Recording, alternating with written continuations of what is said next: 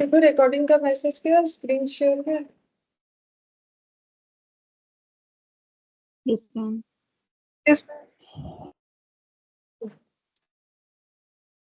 अच्छा, last class में हम लोग का एडमिशन कंप्लीट हो गया था। ठीक है, आज हम लोग पार्टनरशिप का रिटायरमेंट ये स्टार्ट करेंगे। ठीक है, तो एक बार एडमिशन कर लेने से बेस बन जाता है, रिटायरमेंट भी आसान लगेगा। ठीक है, तो रिटायरमेंट ऑफ पार्टनरशिप ये हम लोग करेंगे।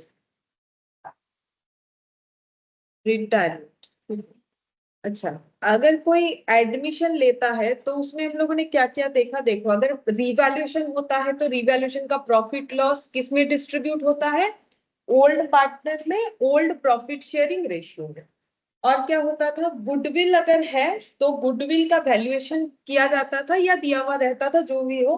फिर उस गुडविल का शेयर किसको लाना पड़ता था? अगर इनकमिंग पार्टनर को लाने के लिए ओल्ड पार्टनर बोल रहा है तो वो शेयर सैक्रिफाइसिंग पार्टनर अपने अंदर सैक्रिफाइसिंग रेशियो में डिस्ट्रीब्यूट करता था। ठीक है, और अनडिस्ट्रीब्यूटेड प्रॉफिट रिजर्व्स ऐसा कुछ है तो वो ओल्ड पार्टनर में ओल्ड प्रॉफिट शेयरिंग रेशियो में जाता था। ये गया एडमिशन का बात।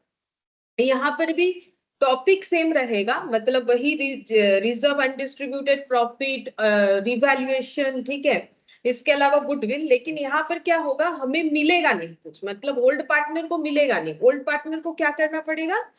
गुडविल के केस में देना पड़ेगा। ठीक है, ओल्ड पार्टनर को गुडविल के केस में देना पड़ेगा। जैसे देखो, अगर रिवैल्यूएशन होता है, रिटायरमेंट में भी रिवैल्यूएशन होता है। ठीक है, अगर रिवैल्यूएशन हुआ तो रिवैल्यूएशन का प्रॉफिट लॉस तुम लोग बताओ किसको मिलना चाहिए? रिटायरमेंट हो रहा है, सबको मिलना चाहिए। ठीक है, क्योंकि रिटायरमेंट होने के बाद अगर मान लो एग्जिस्टिंग पार्टनर कंटिन्यू करना चाहते तो उनका जो मतलब एग्रीमेंट है वो बदलेगा कि नहीं बदलेगा? बदलेगा। ठीक है, गुड इवनिंग होगी।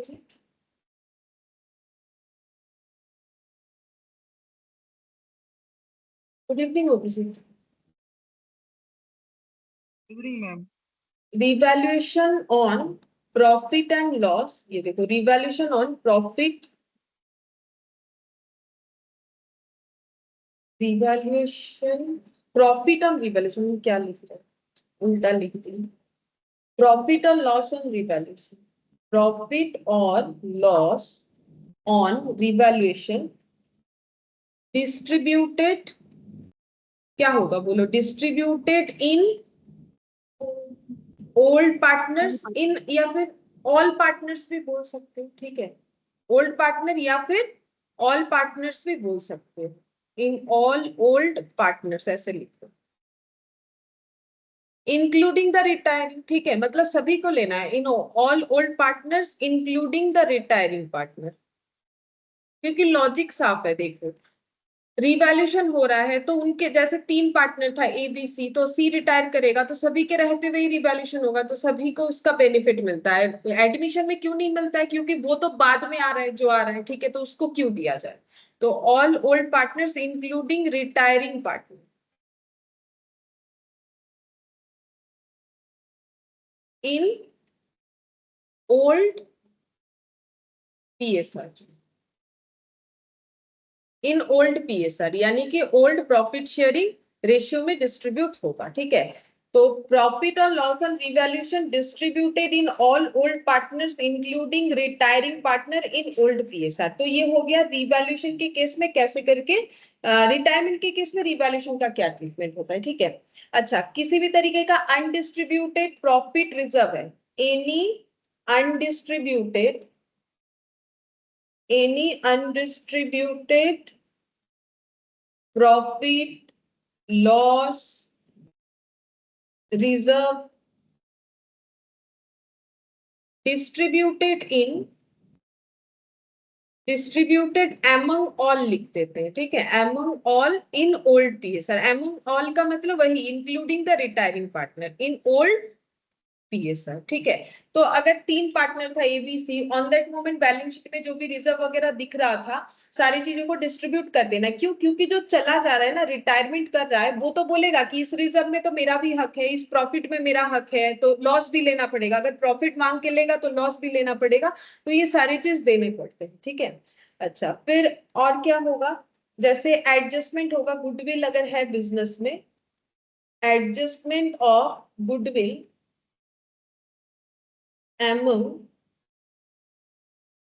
amongst the remaining partner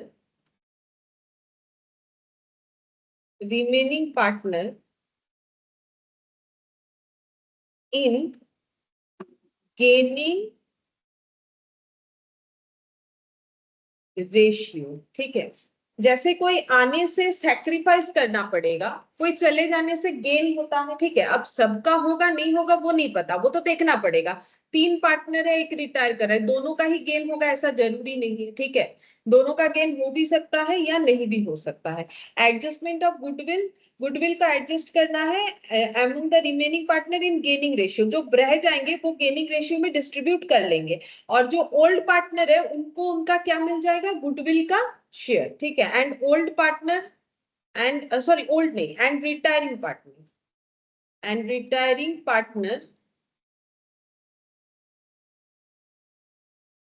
gate share of his goodwill. जो देगा कौन, ओल्ड पार्टनर कंपेंसेट करेंगे, जो गेन करेगा उसी को देना पड़ेगा। ठीक है, जो गेन करेगा उसी को देना पड़ेगा।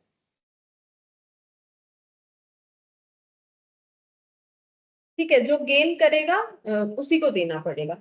अच्छा, ये हमें फॉलो करना पड़ेगा जब हम लोग रिटायरमेंट करेंगे। अब यहाँ पर रिटायरमेंट क्यों होता है, नॉर्मली रिटायरमेंट तब होता है जैसे कि अगर मान लो किसी का हेल्थ इश्यूज हो गया है तो वो आगे कंटिन्यू नहीं करना चाहता, या फिर किसी का ओल्ड एज हो गया है तो भी नहीं करना चाहते, कुछ भी पर्सनल प्रोफेशनल कुछ भी रीजन हो सकता है रिटायरमेंट का। ठीक है, अच्छा अब यहाँ पर देखते हैं। देखो यहाँ पर एक प्रॉफिट शेयरिंग रेशियो कैसे कैलकुलेट करने, इसमें हम ज्यादा नहीं बोलेंगे क्योंकि वही सेम टाइप ऑफ कैलकुलेशन होगा। एक दो पॉइंट जो है वो हम बताते, जैसे कि देखो इसमें बोला है Alok Bhaskar and Chetan are partner sharing in the ratio 3:2:1। क्योंकि देखो रिटायरमेंट के टाइम पे भी हमें रेशियो कैलकुलेट करना पड़ेगा कि न्यू रेशियो क्या हो जाएगा एग्जिस्टिंग पार्टनर में। Calculate new ratio if Alok retires, if Bhaskar retires, if Chetan retires. तो इसका आंसर हम लोग कैसे देंगे, देखो अगर आलोक कोई भी रिटायर कर रहा है, तीनों में से एक एक करके रिटायरमेंट दिखाया गया है, कभी ये वाला और कभी ये वाला। ठीक है, अब यहाँ पर क्या है कि अगर हमें ये नहीं बताया कि आलोक के रिटायरमेंट के बाद भास्कर और चेतन कैसे अपना प्रॉफिट शेयर करेंगे, तो हम लोग बिना कैलकुलेट करे ये बता सकते हैं कि न्यू रेशियो कैसे होगा। इस तरीके से, जैसे देखो नॉर्मली कैसे था, आलोक भास्कर और चेतन। अगर आलोक रिटायर हो जा रहा है तो बचा कितना, 2:1। ठीक है, न्यू रेशियो ऐसा हो जाएगा। अगर भास्कर रिटायर हुआ, ठीक है, तो फिर न्यू रेशियो कैसे होगा, तो भास्कर को हटा दो तो कितना बचा, 3:1। और अगर चेतन रिटायर हुआ तो न्यू रेशियो क्या होगा, अगर हाँ चेतन चला गया, चेतन लास्ट वाला था, तो ये हट जाएगा 3:2। ये लेकिन तभी पॉसिबल है, ये सिर्फ तब पॉसिबल है जब हमें ये नहीं बताएगा कि जो एग्जिस्टिंग पार्टनर है वो रिटायरिंग पार्टनर के बाद कैसे, मतलब कुछ डिटेल्स नहीं रहेगा क्वेश्चन में, ओनली ये बता देगा। तो बिना कैलकुलेशंस किए, कैलकुलेट करोगे तो भी तुम लोग को ये दिखेगा, अगर कैलकुलेट नहीं करते हो तो भी यही वाला डायरेक्टली आएगा। ठीक है, तो हम लोग डायरेक्टली कब निकाल सकते हैं, जब हमें कुछ ज्यादा डिटेल्स नहीं बोला गया, मतलब कुछ भी नहीं बोला गया है, आफ्टर सिचुएशन क्या होगा, तब हम लोग इस तरीके से निकाल सकते हैं। ठीक है, अच्छा अब और देखते हैं और क्या बोल सकते हैं यहाँ से। देखो यहाँ पर भी एक क्वेश्चन दिया है, बोला है कि Aarav Banta and Chunmun are partner sharing profit in the ratio 3:1। Aarav retires and his share is taken over by the remaining partner as follows.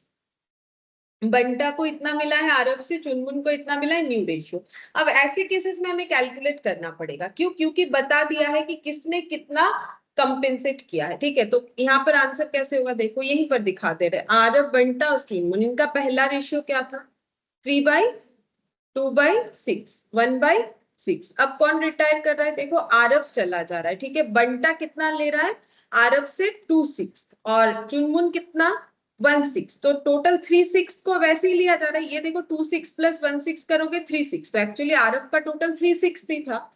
अब आरव का तो यहाँ खाली हो जाएगा, न्यू रेशियो में तो आरव का कोई पार्टिसिपेशन होगा नहीं। बंटा का शेयर बढ़ेगा, क्योंकि अगर कोई सैक्रिफाइस नहीं कोई अगर रिटायर करता है तो उसका शेयर कौन ले लेगा, जो रह जाते हैं वो ले लेगा। कौन लेगा, उनमें अगर कोई ऐसा कोई एग्रीमेंट जैसे कि यहाँ बना हुआ है, बंटा को मिलेगा 2/6 पहले था, आरब से कितना मिला 2/6, चुनमुन का पहले से 1/6 था और आरब से कितना मिला और भी 1/6, तो इसका कितना हो जाएगा और इसका कितना हो जाएगा, तो नया रेशियो कितना हो गया, मतलब 2:1। इस केस में कैलकुलेट करना मैंडेटरी है, बिना कैलकुलेट किए नहीं निकाल सकते हो। जब कुछ डिटेल्स देगा, अगर सिर्फ ऐसा बोलेगा ना ये पार्टनर थे ये रिटायर हो गया, तो फिर जो रिटायर हो गया उसको हटा दो, बचा हुआ जो रेशियो रहेगा वही हम लोग का आंसर हो जाएगा। ठीक है, अच्छा नेक्स्ट देखते हैं क्या बोला है।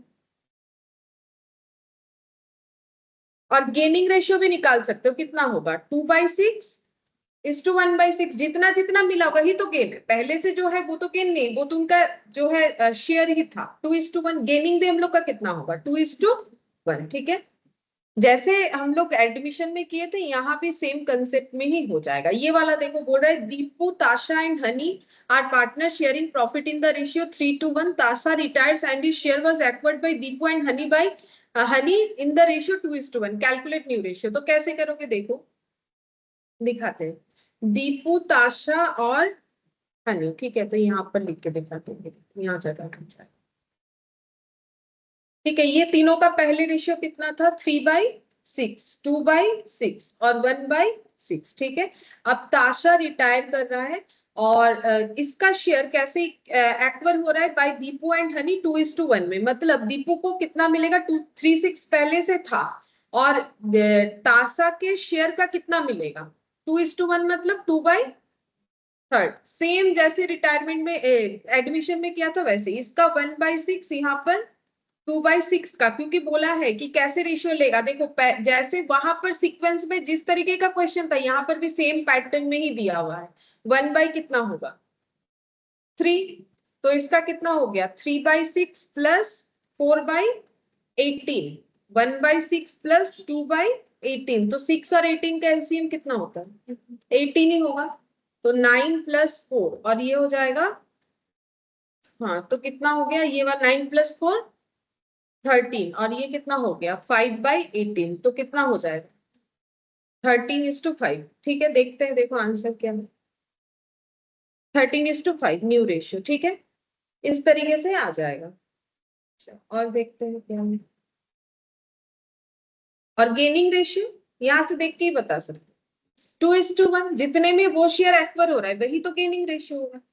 अच्छा, यहाँ पर देखो गेनिंग रेशियो जो है, यहाँ कुछ और क्वेश्चंस था। अच्छा ठीक है, देखो बोला है ABC are partner sharing profit and losses half 3/10 1/5, B retires from the firm, A and C decide to share future profit and losses in the ratio 3:2। यहाँ न्यू रेशियो गेनिंग रेशियो सब निकाला है, तो बोलो न्यू रेशियो कैसे निकालोगे। पहले से जो रेशियो था ए बी सी का, सबका देखो बेस अलग अलग है। ठीक है, हम लोग को बेस क्या कर लेना चाहिए इक्वल, ताकि कैलकुलेशन करने में आसान हो। एक बार हम लिखते हैं हाफ 3/10 और 1/5। ठीक है, अच्छा बी रिटायर कर रहा है और from the firm and A C decide to share future profit and losses. अच्छा, अब फ्यूचर प्रॉफिट लॉस कितना होगा 3/5 और 2/5, ये डायरेक्टली बता दिया। हम लोग को गेन निकालने बोला है, तो गेन कैसे निकालोगे, हाँ तो इसका पहले हाफ था, अभी इसका कितना हो गया है 3/5, प्लस नहीं कर सकते, हमें गेन निकालना है माइनस ही करना पड़ेगा, डिफरेंस निकालेंगे ना दोनों का। गुड इवनिंग भैया। Good evening ma'am. तो यहाँ पर देखो 5 - 6 तो कितना हो गया 1/10, हम लोग गेन निकाल रहे हैं, और यहाँ पर भी 1/5 -2/5, तो कितना हो जाएगा 1 - 2 यानी -1/5। ठीक है, तो इसमें भी 2 लगा देते, इसमें भी 2, ताकि बेस बराबर हो जाए, तो 1:2 कितना हो गया, ये देखो गेन रेशियो ऐसे निकल जाएगा। गेन रेशियो निकालने के लिए हमें क्या करना है, पहले कितना मिल रहा था, क्योंकि देखो ये मुझे न्यू बता ही दिया है ना, ये न्यू में क्या है ओल्ड प्लस रिटायरिंग पार्टनर का हिस्सा, तो फिर हमें एक्स्ट्रा क्या मिला वो हमें पता चल जाएगा।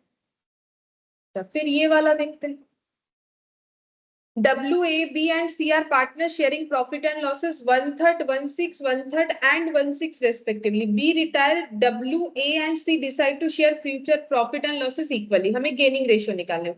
तो पहले रेशियो क्या था देखो, यहाँ पर WA, B और C पहले रेशियो था 1/3, उसके बाद 1/6, फिर नेक्स्ट का 1/6 ऐसे। अच्छा, B रिटायर कर रहा है मतलब ये वाला, ठीक है। अच्छा, फ्यूचर प्रॉफिट लॉसेस इक्वली होगा तो बोलो तो कितना होगा 1/3, क्योंकि 3 जन बच रहे तो 1/3 होगा। इनका तो देखो कोई गेन नहीं है, डब्ल्यू का पहले जितना था अभी भी उतना ही है, इनका तो होगा भी नहीं, इनका गेन है देखो 1/6 था अब 1/3 है, तो ये एलसीएम करके कितना आया 6, तो यहाँ पर हो जाएगा 1 और यहाँ पर हो गया मतलब -1/6, ठीक है, ये ए का हो गया। सी का भी सेम आएगा -1/6, तो ये क्या हो गया 1:1, गेन हो रहा है ना तभी माइनस में आ रहा है, गेन हो रहा है तभी तो माइनस में आ रहा है, तो 1:1 गेनिंग रेशियो हो गया, ठीक है। केस 3 देखो, A B C are partner sharing profit and losses in the ratio 25, 15 और 9. B retires and it is decided that the profit sharing ratio between A and C will be same as existing between B and C. Ratio of B and C 5:3। अच्छा, यहाँ पूरा calculate करके बताया। ऐसा एक question हम लोगों ने एडमिशन के केस में भी देखा था, ठीक है। देखो, जिसमें मैंने एक मैथमेटिकल सोल्यूशन बताया था, ए बाई बी, बी बाई सी आके फिर उसको बराबर करना था, यहाँ पर भी वैसे ही करना पड़ेगा। पहले 3 पार्टनर है ए बी और सी, उनका रेशियो कितना है 25 बाई, ये सब टोटल करने से कितना आता है 49, हाँ, और 15/49 और 9/49, ठीक है। अब यहाँ पर बोल रहा है कि दे बी रिटायर कर जाएंगे और यहाँ पर इनका प्रॉफिट शेयरिंग रेशियो सेम होगा जैसे बी और सी का था, ठीक है, जैसे बी और सी का था, मतलब बी और सी का कितना था 15:9 ऐसे बोल सकते हैं। अब बोल रहा है ए और सी का कितना होगा 15:9, इस तरीके से होगा। तो हमें फाइंड आउट करके देना है कि न्यू रेशियो और गेनिंग रेशियो क्या होगा। तो हम लोगों का बी रिटायर हो जाएगा, तो ए बाई सी अभी कितना होना चाहिए 15/9 और बी बाई सी कितना है, मतलब मुझे चाहिए क्या ए और सी चाहिए, तो मुझे सी को बराबर करना पड़ेगा। बी बाई सी कितना है, लेकिन मेरा कैंसिल कैसे होगा, मेरा तो बी रह जा रहा है, मुझे बी को तो हटाना पड़ेगा, किसी और तरीके से करें क्या, देखते हैं। न्यू शेयर हो रहा है 5/8 और 3/8, ये वाला। अच्छा, ये देखो रेशियो बिटवीन बी एंड सी दिया है ना, ये देखो मैंने जैसे लिखा है 15:9, इसको सिंप्लीफाई कर दिया है तो कितना आया 5:3। तो ए और सी का नया रेशियो क्या हो जाएगा, यही वाला 15 और 9 मैंने जैसे लिखा है, इसको तुम लोग सिंप्लीफाई कर लो, कितना हो गया 5:3। तो ए का नया रेशियो कितना हो जाएगा 5/8 और बी का सी का नया रेशियो कितना हो जाएगा 3/8, ऐसे हम लोगों ने भी किया। अच्छा, इनका पुराना रेशियो क्या था, ए का 25/49 और सी का कितना था 9/49। अब ये दोनों का डिफरेंस निकाल लिया तो हमें पता चल गया गेन कितना होगा। डायरेक्टली ऐसे कर सकते, ठीक है, डायरेक्टली ऐसे करोगे तो हो जाएगा।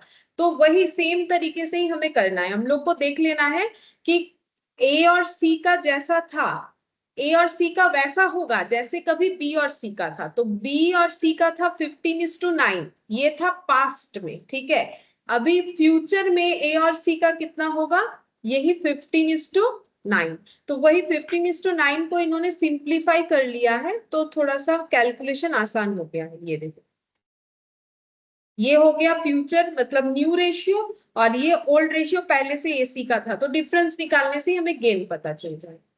अच्छा, अब इसके बाद देखो केस 4, यहाँ पर A B and C are partner sharing profit and losses 4/9, 1/3, 2/9. B retires and surrender 1/9 of his share in favour of A and remaining in favour of C. तो निकालना है गेनिंग रेशियो, तो पहले न्यू रेशियो निकालना पड़ेगा। बोलो new ratio कैसे निकालोगे।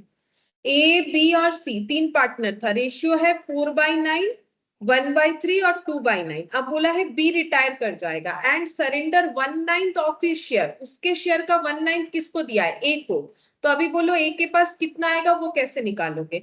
ऑफ मतलब मल्टीप्लीकेशन, ऑफ हिज शेयर कितना है 1/3, तो 1/3 ऑफ 1/9 ऑफ 1/3, ठीक है, तो मल्टीप्लाई।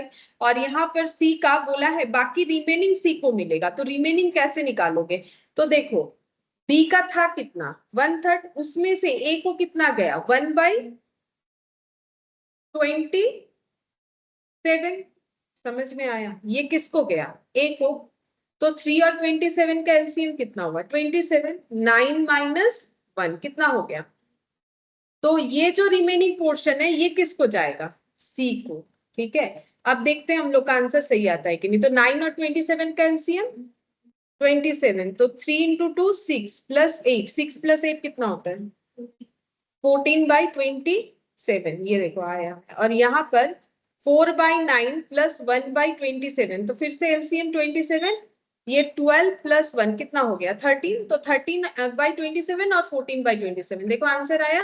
लेकिन यहाँ पर थोड़ा सा अलग था, तो ये एक नया चीज दिखा हमें, ठीक है, नया नहीं है, मतलब समझना पड़ेगा कि कैसे करके करना है, जैसा क्वेश्चन बोलेगा वैसे करना पड़ेगा।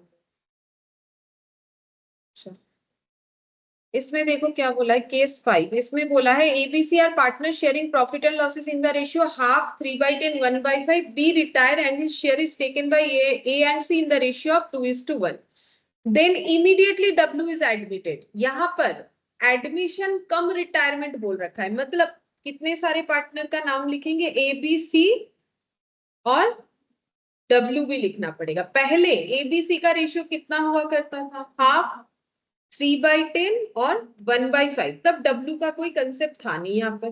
फिर बोल रहा है बी चला जाएगा, ठीक है, और बी अपना शेयर ए और सी को कैसे दे रहा है 2:1 में, मतलब ए के पास हाफ तो था ही, और 3/10 का कितना चला जाएगा 2/3, ठीक है, और सी का क्या हो जाएगा 3/10 का 1/3, ये होगा। हाँ, अब इसको कैलकुलेशंस करते हैं, तो कैलकुलेशन करने से कितना आएगा 6/30, तो ये कितना हो जाएगा 30 होगा शायद एलसीएम, तो कितना हो गया 21/30, और ये 3 कैंसिल आउट कर देते 1/10, 3/10, ठीक है। अच्छा, अब बोला है then immediately W is admitted for 1/4 share of profit, half of which was gifted by A and remaining share was taken by W equally from A and C. अच्छा, तो W is admitted 1/4 of share of profit, अब W भी आ जा रहा है, W का कितना हो गया शेयर ऑफ प्रॉफिट 1/4, ये W के बराबर मैंने लिख दिया। अब बोल रहा है half of which was gifted by A, तो A का जो भी था उसमें से कम हो जाएगा, 1/4 का हाफ कितना होता है 1/8, 1/4/2 करोगे तो 1/8, वो 1/8 कौन दे रहा है A, तो A का शेयर कितने से कम हो जाएगा 1/8 से, बाई ए एंड रिमेनिंग, तो बचा कितना और 1/8, अगर हम लोग आधा दे रहे तो आधा ही तो बचेगा, तो फिर W का और 1/8 कैसे मिला है W को इक्वली फ्रॉम ए एंड सी, तो 1/8 का इक्वल निकालो तो कितना होगा, मतलब 1/16, वो भी ए ने दिया है, ये गिफ्ट किया था, ये दिया है बोल रहा है, ठीक है, तो ठीक है हमारे लिए तो कैलकुलेशन माइनस में जाने वाला है। और सी का फिर कितना बचेगा, सी का 3/10 हुआ था, उसमें से कितना चला जाएगा 1/16। अब चेक करेंगे न्यू रेशियो कितना हो रहा है, तो पहले मुझे बताओ तो 16 और 10 का एलसीएम कितना होगा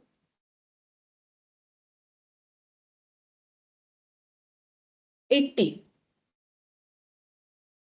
ठीक बात 80, तो 10 8 24 और 16 5, तो कितना हो जाएगा 24 माइनस 5 19/80, और इसका कैलकुलेशन करते हैं। अच्छा, 8, तो 10 8 और 16 का एलसीएम निकालना पड़ेगा, কত হবে 80 হবে 10 8 আর 16 এর, আচ্ছা 80, তো 56 माइनस 10 माइनस 5 कितना हो रहा है देखो 56 माइनस 10 46, 46 माइनस 5 41, 41/80, ठीक है। अच्छा, अब 19 नया रेशियो फिर हम लोग का कितना आएगा, न्यू रेशियो आ जा रहा है 41:19, इसको भी अगर 80 करना पड़ेगा, मतलब 20। देखते हैं नीचे आंसर होगा शायद 41:19:20। हाँ ठीक है, देखो 41:19 और 20 है, थोड़ा बड़ा कैलकुलेशन। गेनिंग रेशियो निकाल लोगे, डिफरेंस चेक करोगे तो गेनिंग रेशियो पता चल जाएगा, लेकिन क्या कैसे कैलकुलेशन करना है मैंने बता दिया। तो ऐसा अगर होगा तो पेशेंस के साथ कैलकुलेशन करना पड़ेगा, अगर क्वेश्चन के अंदर होगा तो, क्योंकि काफी टाइम लगेगा इस तरीके का कैलकुलेशंस को करना। ठीक है चलो, हम लोग का एक जो है कैसे कैलकुलेशंस करना चाहिए एक बार बता दिया। अब हम लोग इलास्ट्रेशन 1 से स्टार्ट करते हैं। देख क्या बोला है इस क्वेश्चन में, बोल रहा है A and B are partners, A and B are partners sharing profit and losses in the ratio of 3/5 and 2/5। their balance sheet दे दिया है, कैपिटल अकाउंट ए बी का, ठीक है। उसके बाद रिजर्व अकाउंट दिया है, ट्रेड पेबल्स दिया है, plant machinery, inventories, trade receivable, bank का balance, cash in hand. B retires from the business owing to illness, वही मतलब अलग अलग रीजन होता है, तो इनका तबियत ठीक नहीं है, रिटायर करना चाहते हैं। ए टेक्स इट ओवर। ऐसा क्यों लिखा है बोलो तो, क्योंकि अगर बी चला जाए, दो ही पार्टनर था, ठीक है, तो अगर बी चला जाए तो क्या वो पार्टनरशिप रहेगा? नहीं, क्योंकि दो जन थे तो कैसे पार्टनरशिप होगा। तो इसीलिए बोल रहा है ए उस बिजनेस को टेक ओवर कर ले रहा है। मतलब अगर ये चाहे तो अकेला ही उस बिजनेस को चला सकता है, मतलब एज ए इंडिविजुअल, ठीक है, सोल प्रोप्राइटरशिप बना लेगा। वो उतना नहीं बोला है, लेकिन हम इसका मीनिंग बता रहे हैं। रिवैल्यूएशन होगा, गुडविल बोल रहा है, वैल्यू किया है इन्होंने 25,000। गुडविल का ट्रीटमेंट क्या होगा, हम लोग को देखना पड़ेगा कि बी को गुडविल का कितना शेयर मिलेगा, वो कंपेंसेट कौन करेगा, ए। यहाँ पर रेशियो भी निकालने का जरूरत नहीं, क्योंकि एक ही पार्टनर है। डेप्रिसिएशन होगा प्लांट मशीनरी का, इन्वेंट्रीज को 15% से कम करना है, इन्वेंट्री और प्लांट मशीनरी को, ठीक है, तो रिवैल्यूएशन डेबिट होगा। डाउटफुल डेब्ट provision is raised again trade receivable 5%। ये भी हमारे देखो, ये सारे एसेट पे लॉस है, ये कम करना है, ये कम करना है, ये भी मेरा पीवीडीडी क्रिएट करने का मतलब डेटर कम होगा। डिस्काउंट करना है, discount reserve against trade payable, तो ये क्या है, प्रॉफिट की लॉस, प्रॉफिट। क्योंकि अगर हम लोग ये मान रहे हैं कि हम लोगों को सप्लायर या क्रेडिटर जो भी है वो हमें डिस्काउंट देगा, ऐसा मान के हम लोग प्रोविजन बना रहे हैं, तो ये तो हमारे लिए बेनिफिट का बात है कि हमें डिस्काउंट मिलेगा। मतलब क्या, पेमेंट कम करना पड़ेगा। अगर तुम लोग कुछ खरीदते हो, डिस्काउंट मिलने का मतलब क्या है, ऑब्वियसली खुश होते हो कि डिस्काउंट मिल गया। Generalized the above transaction in the books of the firm, और पार्टनर्स अकाउंट बनाना है 1 जन का, और ओपनिंग बैलेंस शीट बनाना है। तो पार्टनर्स कैपिटल, बैलेंस शीट और जर्नलाइज करना है। ठीक है चलो करते हैं।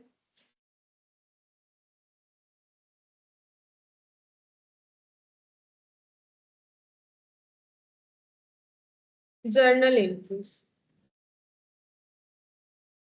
सबसे पहले 1 जन 2022 को बी रिटायर कर रहा है, तो 1 जन 2020। गुडविल का हम लोग एडजस्टमेंट करते हैं, तो यहाँ पर बी को गुडविल का शेयर मिलेगा, तो बी का अकाउंट क्रेडिट होगा, क्योंकि वही तो रिटायर कर रहा है। टू बीज कैपिटल, और ए क्या करेगा, कंपेंसेट करेगा, तो एस कैपिटल अकाउंट डेबिट।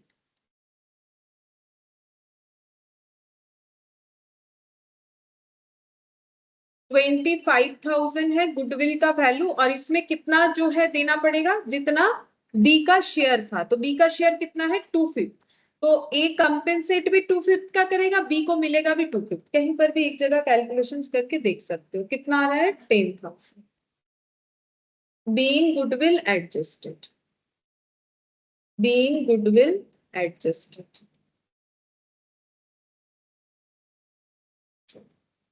इसके बाद क्या एंट्री होगा, अच्छा बैलेंस शीट में भी देख लो, कुछ डिस्ट्रीब्यूट करना है तो करना पड़ेगा। रिजर्व, ठीक है, रिजर्व को डिस्ट्रीब्यूट करना पड़ेगा, ये हम लोग भूल ना जाए, ये ध्यान रखना है। तो रिजर्व डिस्ट्रीब्यूट करेंगे तो रिजर्व क्रेडिट होता है, डेबिट हो जाएगा, क्योंकि रिजर्व जब क्रिएट किए थे तब तो क्रेडिट किए थे ना, तभी तो वो लाइबिलिटी साइड दिखता है। रिजर्व अकाउंट डेबिट किसको मिलेगा, दोनों को, दोनों को मिलेगा। To A's capital, to B's capital, क्योंकि ये जब क्रिएट हुआ बैलेंस शीट में दोनों पार्टनर अवेलेबल है, जितने पार्टनर बैलेंस शीट में रहते हैं सभी को मिलेगा। 3/5 और 2/5 कर 15,000 था रिजर्व, 15,000 का 3/5 और 2/5, हाँ। कितना होगा 9,000 being reserve distributed, being reserve distributed.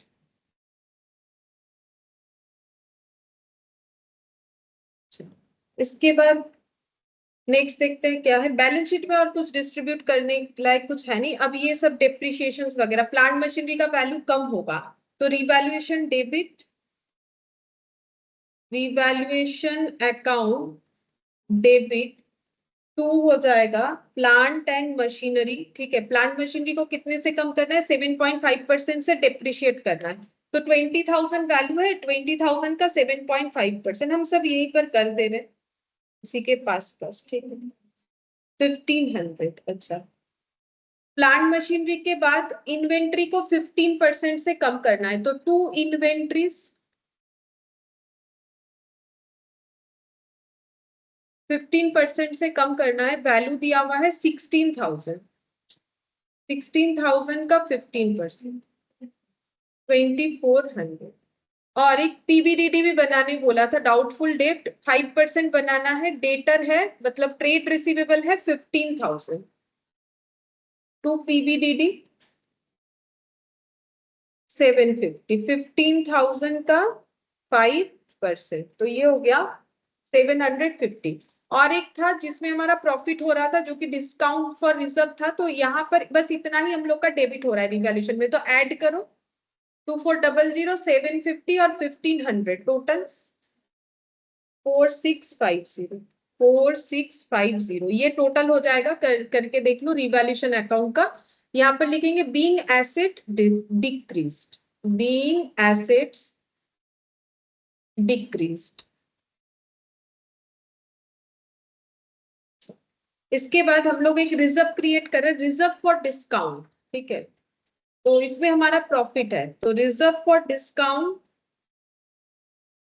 On trade payable, मैंने T/P लिख दिया है, डेबिट टू रिवैल्यूएशन।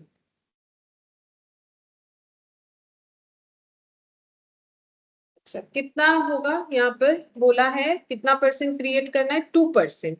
तो ट्रेड पेबल है 7,500, तो 7,500 में हाँ 150, 2% हमें नहीं देना पड़ेगा, इसीलिए ये हमारे लिए बेनिफिट है। तो इसमें हो जाएगा being liability reduced.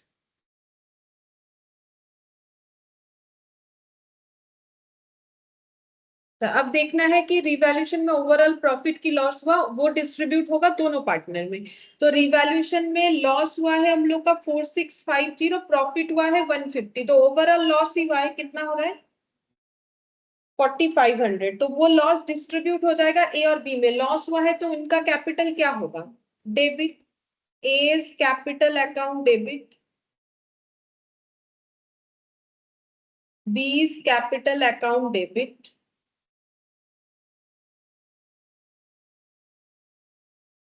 To revaluation 4,500 और 3/5 2/5 में ये डिस्ट्रीब्यूट हो जाएगा 2,700, 1,800। Being revaluation loss distributed, revaluation loss transfer भी लिख सकते हो, ट्रांसफर टू पार्टनर्स कैपिटल।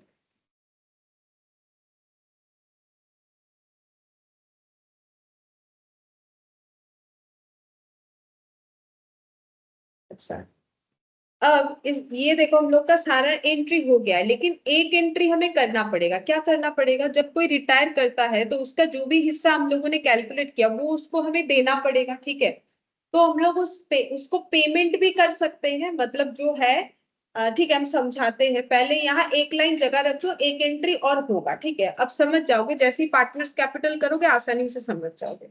तो पहले बनाओ पार्टनर्स कैपिटल है, पार्टनर्स कैपिटल अकाउंट, ये बनाने के लिए बोला है हमें और बैलेंस शीट भी बनाने को। पार्टनर है ए और बी,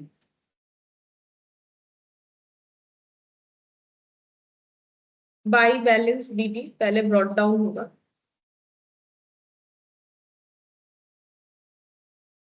20 और 15, 20,000 और 15,000। अच्छा, और हम लोगों ने देखो यहाँ जो एंट्री क्या है वो तुम लोग को देख के लेजर पोस्टिंग करना है। A's capital to B's capital, तो क्या एंट्री होगा? By A's capital to B's capital, by A's capital to B's capital ledger posting करना है। टू बीस कैपिटल बोल के 10,000 ए के कॉलम में, बाई एस कैपिटल बोल के 10,000 बी के कॉलम में, ठीक है। अच्छा, इसके बाद हम लोगों ने क्या एंट्री, ये गुडविल वाला था। इसके बाद देखो हम लोग का क्या एंट्री था, reserve to A's capital to B's capital, तो क्या लिखना पड़ेगा? By reserve.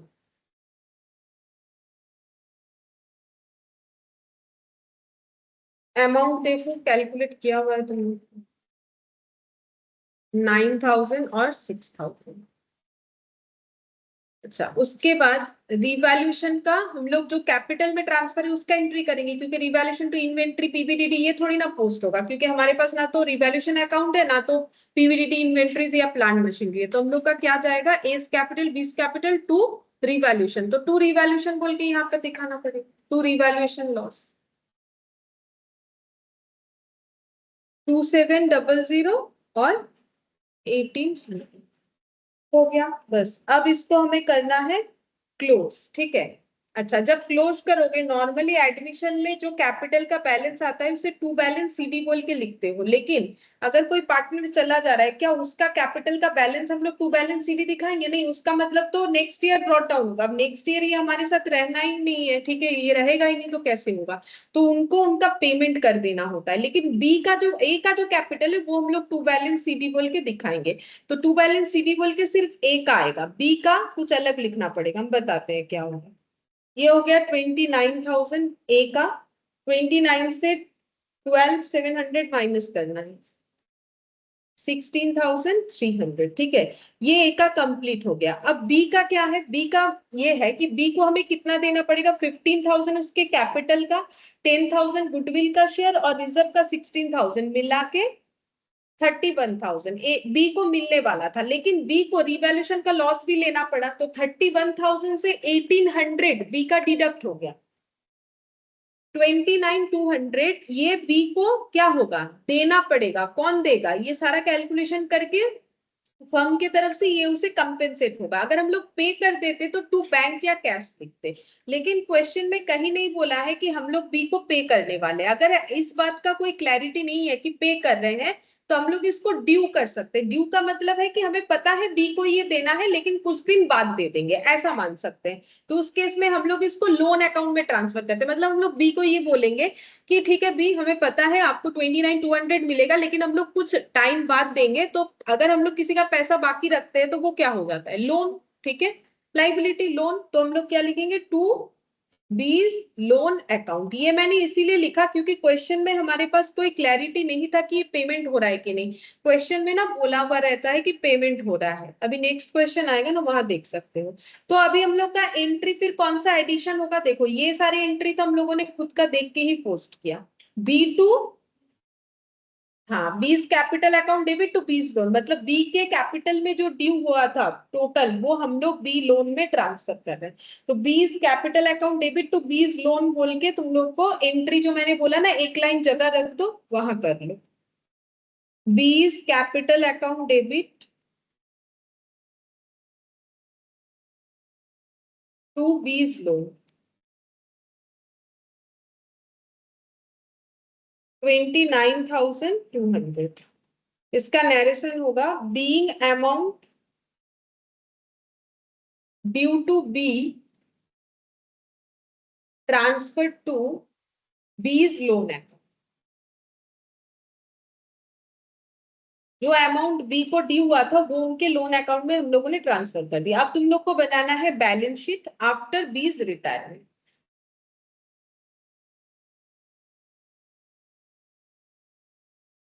मैंने सिर्फ बैलेंस शीट लिखा है और कुछ लिखा नहीं। तुम लोग पूरा लिख सकते हो जब एग्जाम में लिखोगे।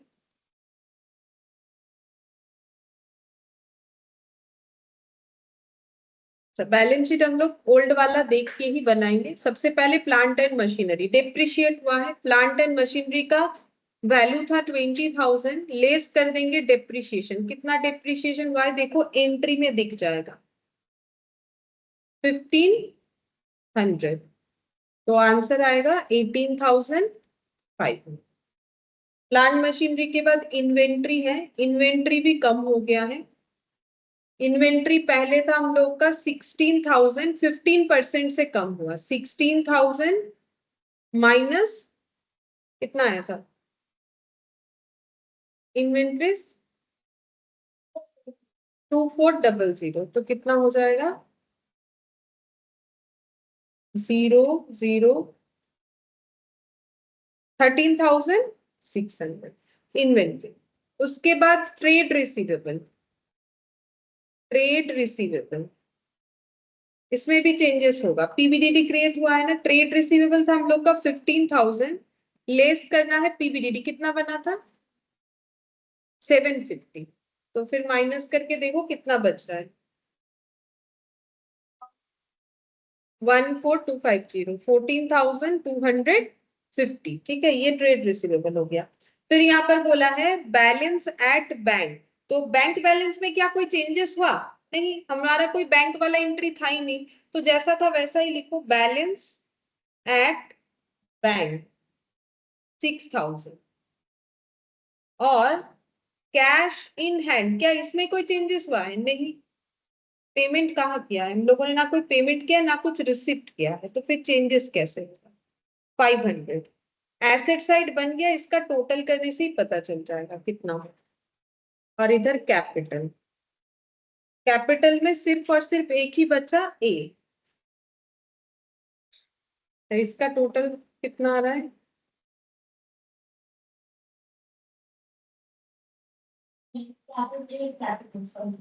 ও এটা বলছো 16,300।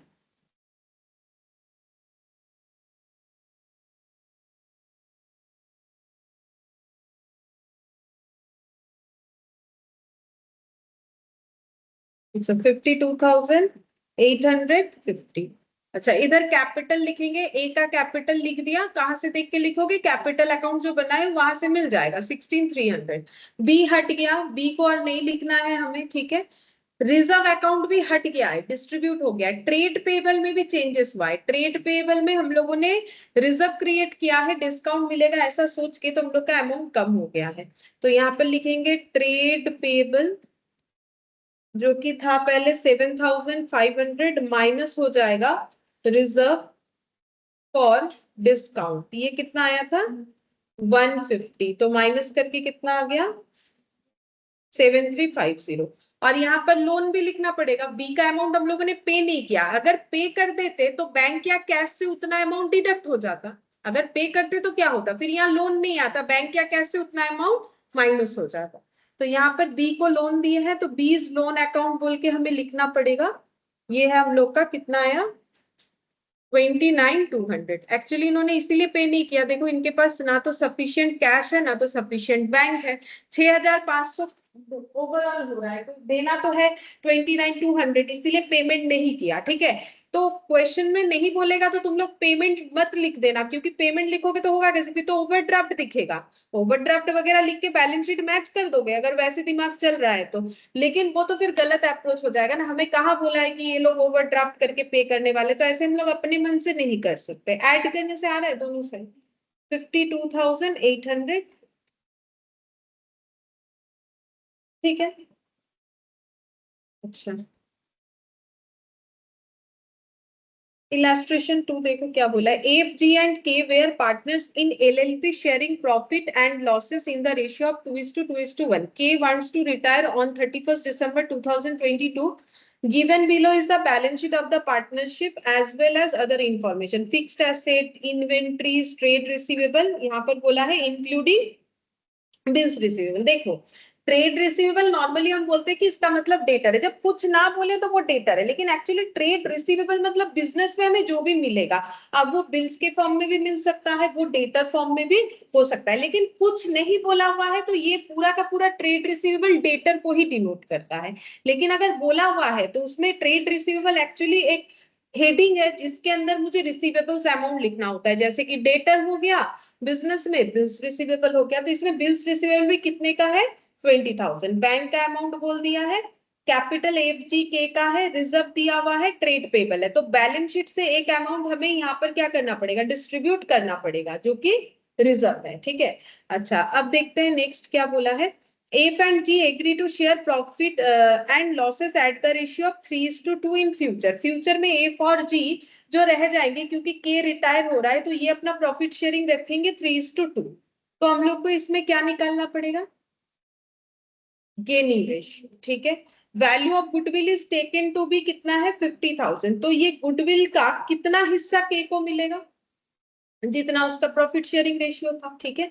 अब ये देगा कौन, जो गेन करेगा। Sundry fixed asset are revalued upward by 30,000। Sundry fixed asset जो भी है उसका वैल्यू और कितना बढ़ा दिया जाएगा, 30,000, तो रिवैल्यूएशन में प्रॉफिट। इन्वेंट्रीज 10,000, तो एंड इन्वेंट्रीज मतलब ये भी इंक्रीज ही होगा, अपवर्ड बाय एक ही साथ दिया हुआ है, तो इन्वेंट्रीज भी हमारा 10,000 से इंक्रीज होगा, तो ये भी हो गया profit.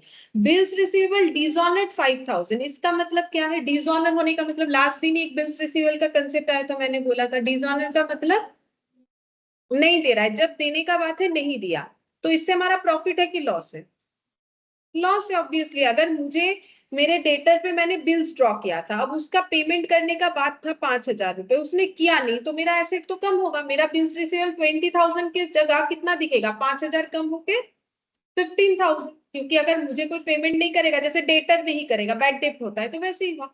On 31 December 2022 but not recorded in the books, बोल रहे हैं लेकिन ये बात रिकॉर्डेड नहीं है बुक्स में, ठीक है।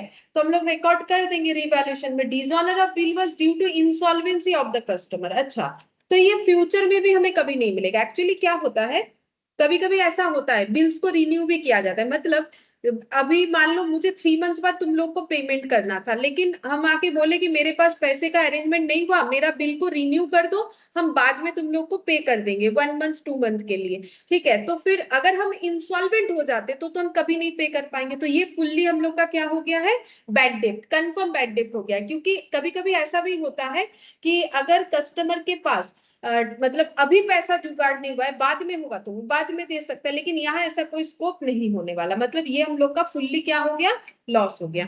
अब यहां से देखो ये पॉइंट हम लोग को समझने वाला है। F and G agree to bring sufficient cash to discharge claim of K, मतलब के को ये पे करेंगे कि नहीं करेंगे, कर देंगे, क्लियरली बोल दिया है कि के को पे करने के लिए जितना भी अमाउंट का जरूरत होगा, अगर कम ज्यादा जो भी हो रहा है, अगर जरूरत पड़े तो ए फॉर जी कैश लेके आएंगे अपने घर से इसको पेमेंट करने के लिए। एंड उसके बाद मेक देयर कैपिटल प्रोपोर्शनेट, मतलब ए फॉर जी अपने कैपिटल को कैसे सजाएंगे, प्रॉफिट शेयरिंग रेशियो में। उनका प्रॉफिट शेयरिंग रेशियो यानी कौन सा होगा, 3:2। तो बोल रहे हैं कि हम लोग के को ना जो भी पेमेंट करना है अपने पास से लेके आके पैसा सफिशिएंट अमाउंट जुगाड़ करेंगे, के को दे देंगे, और उसके बाद हमारे कैपिटल को हम लोग 3:2 में डिस्ट्रीब्यूट कर लेंगे। Also they wanted to maintain 75,000 bank balance for working capital, और वो ये भी चाहते हैं कि बैंक बैलेंस जो है वो कितना बन जाए, क्योंकि उनको अपना वर्किंग कैपिटल चाहिए। वर्किंग कैपिटल का मतलब होता है डे टू डे का बिजनेस में जो कैपिटल का जरूरत होता है, like current asset minus current liability is called working capital. तुम लोग क्लास 12 में एक चैप्टर जरूर किए होंगे, चाहे किसी भी बोर्ड से बिलोंग करो, रेशियो, ठीक है, रेशियो बोल के, तो वहां पर ये वर्किंग कैपिटल वगैरह रहता है। तो current asset minus current liability, मतलब मेरे पास 100 रुपए है लेकिन मुझे किसी को 10 रुपए देना है, तो मेरे पास एक्चुअली कितना है, 90 रुपीज, इसको बोलते हैं वर्किंग कैपिटल। तो वर्किंग कैपिटल के लिए इनको 75,000 बैंक बैलेंस करना है, इनके बैंक में कितना पड़ा हुआ है, तो इनको और कितना लाना पड़ेगा, 25,000। तो ये सारी चीजों को मेंटेन करते हुए हमें सारे कैलकुलेशंस को करना है, ठीक है। अब देखते हैं करनी क्या बोला है, जर्नल एंट्री बोला है, मुझे जितना याद आ रहा है इस क्वेश्चन पे देखते हैं। Pass necessary journal entries and draft balance sheet. Also prepare capital account of the partners and draft balance sheet of Messrs F and G after case retirement. ये 2 बार दे दिया है, ठीक है। तो हमें जर्नल एंट्री बनाना है और बैलेंस शीट बनाना है एफ एंड जी का, ठीक है, और वो दोबारा बोल दिया है, ठीक है। तो मतलब कैपिटल, बैलेंस शीट और जर्नल एंट्री, मेन यही चीज हमें करना है। तो पहले जर्नल एंट्री बना ले, इलास्ट्रेशन,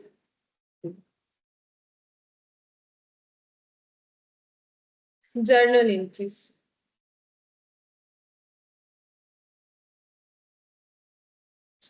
सबसे पहले रिजर्व डिस्ट्रीब्यूट कर दे, ये हो जाएगा बिना किसी वर्किंग नोट के। तो reserve account debit, reserve account debit to किसको मिलेगा, एफ जी और K. To F's capital, to G's capital, to K's capital. Reserve कितना है, 10,000, ठीक है 10,000। और ये डिस्ट्रीब्यूट कैसे करना है, प्रॉफिट शेयरिंग रेशियो पे होता है, जो कि है 2:1, मतलब 2/5, 2/5 और 1/5। कितना हो रहा है देखो, 4,000, 4,000 और 8 और 2,000 होगा फिर भी। B reserve distributed.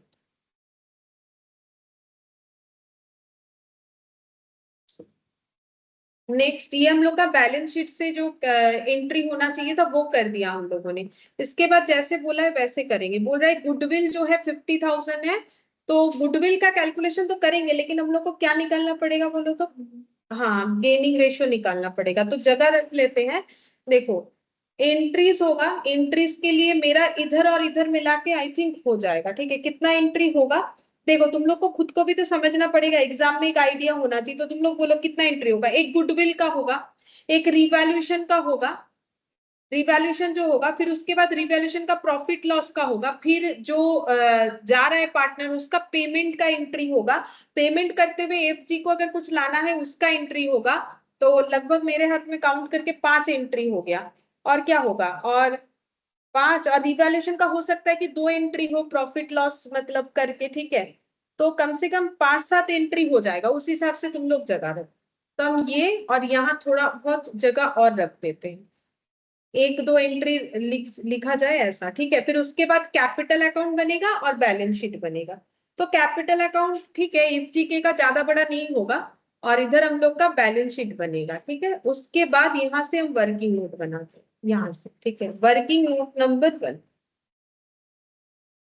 F G और के, old ratio new ratio. Old ratio तो अभी अभी लिखा 2/5, 2/5 और 1/5।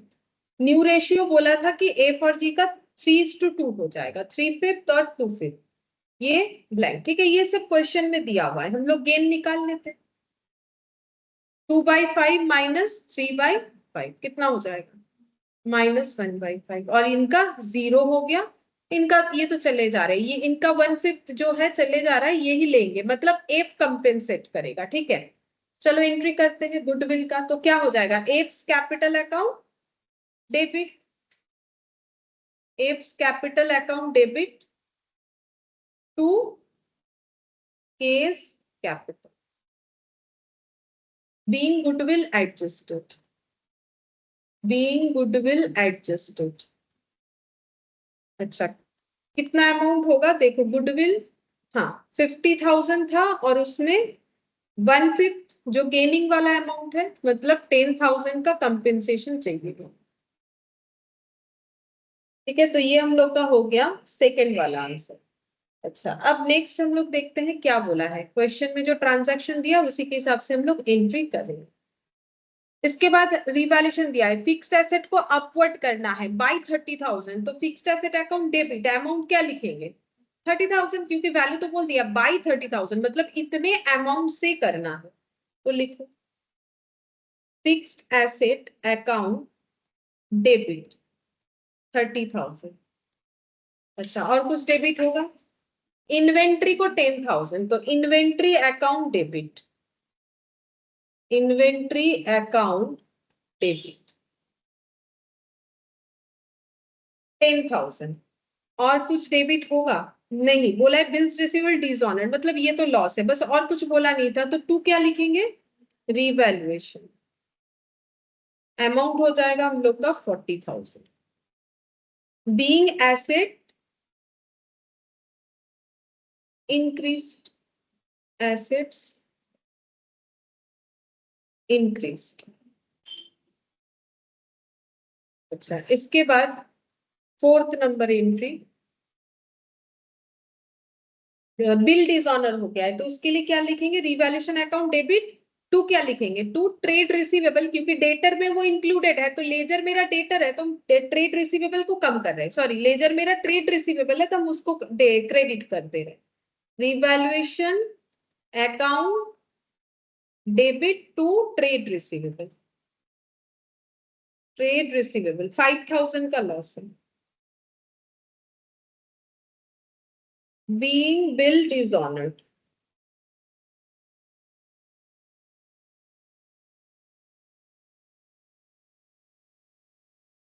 बिल डिसऑनर हुआ। अब रिवैल्यूएशन का प्रॉफिट या लॉस जो भी है वो हमें डिस्ट्रीब्यूट करना पड़ेगा, तो रिवैल्यूएशन में 5000 का लॉस, 40,000 का प्रॉफिट, मतलब 35,000 का क्या हो गया, प्रॉफिट।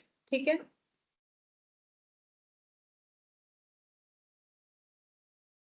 ये यहां पर कर रहे हैं, 5th नंबर का एंट्री इधर कर, 5th नंबर, तो क्या आ जाएगा, रिवैल्यूएशन अकाउंट डेबिट कितने से होगा, 35, दोनों का नेट, टू एफ जी के,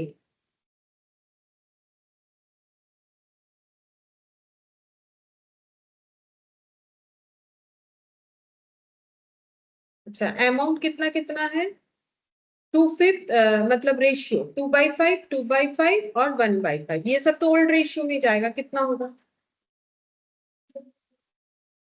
14, 14 और 7, being revaluation profit transfer to partners capital, being revaluation profit distributed लिख देते हैं, बीइंग रिवैल्यूएशन प्रॉफिट डिस्ट्रीब्यूटेड हो गया। अच्छा और क्या लिखना पड़ेगा, और शायद दो एंट्री हो सकता है, एक तो पक्का होगा जो हम लोग पेमेंट करेंगे, जो आउटगोइंग पार्टनर है उसको, क्या नाम है उनका, के, तो उनको जब पेमेंट करेंगे, क्योंकि क्वेश्चन बोल ही दिया है पेमेंट ही होगा, तो क्या एंट्री होगा, case capital account debit, amount लिख देंगे कैलकुलेट करने के बाद, टू क्या होगा, टू कैश या बैंक, ठीक है, देखते हैं इनके पास क्या है, बैंक है तो तुम लोग बैंक लिखो, ठीक है, टू बैंक, पेमेंट कर रहे हैं, लोन तब होता है जब हम लोग पेमेंट नहीं कर पाते हैं तब लोन होता है, ठीक है, यहाँ पेमेंट कर रहे हैं, क्वेश्चन हमें क्लियरली बोला था, बीइंग केस क्लेम डिस्चार्ज, ठीक है, और एक एंट्री क्यों हो सकता है, अगर सफिशिएंट कैश नहीं बना तो हो सकता है एफ और जी को अपने पास से पैसा लाना पड़े, तो उसके लिए एक एंट्री मे और मे नॉट बी, पता नहीं होगा कि नहीं होगा, अगर बन जाता है पैसा तो नहीं लाएंगे, नहीं लाएंगे तो एंट्री नहीं होगा, और अगर पैसा कम पड़ता है तो लाएंगे, लाएंगे तो एंट्री करना पड़ेगा, तो एक एंट्री और हो सकता है, उसके लिए तुम लोग जगह रख दो। अच्छा अब हम लोग क्या बनाएंगे, एक हम लोग बनाएंगे पार्टनर का कैपिटल और दूसरा बनाएंगे बैलेंस शीट, ठीक है, तो बनाओ partners capital, partners capital account,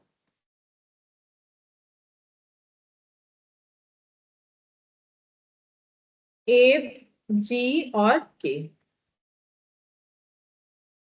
सबसे पहले बाई बैलेंस बीडी होगा,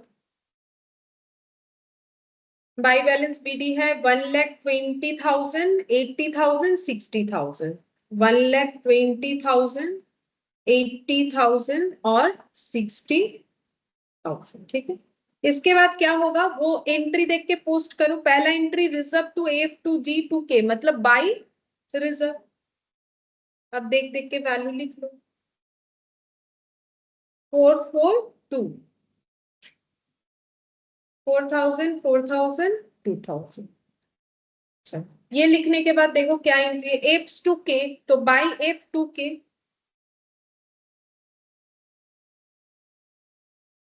यहाँ आएगा टू एस कैपिटल, यहाँ जाएगा 10,000 का गुडविल का, 10,000, देख लेते हैं, हाँ 10,000, फिर ये तो एंट्री होगा नहीं, ना तो हमारे पास फिक्स्ड एसेट का लेजर है, ना इन्वेंट्री, ना रिवैल्यूएशन, रिवैल्यूएशन ट्रेड रिसीवेबल, ये होगा revaluation to FG K, by revaluation profit 14, 14, 7, by revaluation profit 14,000, 14,000 और 7,000, अच्छा इसके बाद के केस कैपिटल टू बैंक, ठीक है, तो वो तो अमाउंट निकलेगा तो ही हम लोग लिखेंगे, फिर भी क्योंकि एंट्री लिख रखा है तो यहाँ पर लिख सकते हो टू बैंक। ए के कॉलम में आंसर जाएगा, ठीक है, ए और जी को डैश कर दो। अच्छा, अब यहाँ पर जो इनका कैपिटल होगा, क्या हम लोग बैलेंस करके लिख सकते हैं, बताओ? मतलब चाहे तो लिख सकते हैं, लेकिन क्या वो हमारा फाइनल आंसर होगा? नहीं, लिख सकते हो लेकिन वो हमारा फाइनल आंसर नहीं होगा। क्यों नहीं होगा? क्योंकि बैलेंस करके जो कैपिटल आएगा वो प्रोपोर्शनेट हो ऐसा तो जरूरी नहीं है, हमें कैपिटल को क्या करना है, प्रोपोर्शनेट करना है, ठीक है। और यहाँ पर बोला है उसके अलावा इनको पैसा भी लेके आना है, तो पैसा लाने से तो कैश टू कैपिटल का एंट्री होता है ना, मतलब कैपिटल में दो तरीके का एडजस्टमेंट होगा, तो उसको अलग अलग तरीके से इस क्वेश्चन को किया जाता है। लेकिन मुझे जो लगता है सबसे आसान तरीका है वो हम बताते हैं, इसको यहाँ तक ही रहने दो, ठीक है, इसको यहाँ तक ही रहने दो। यहाँ पर मतलब ऐसे लगाओ, क्लोज करो, हम लोग इसके नीचे बैलेंस शीट बनाएंगे। अब तुम लोग को बताते हैं इसको कितने आसान तरीके से किया जा सकता है। देखो, लिखो balance sheet after case retirement.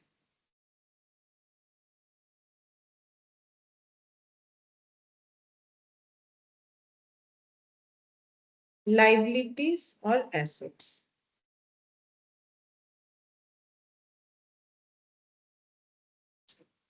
सबसे पहले देखो यहाँ पर क्या है, सन्ड्री फिक्स्ड एसेट, क्या इसमें कोई चेंजेस होगा?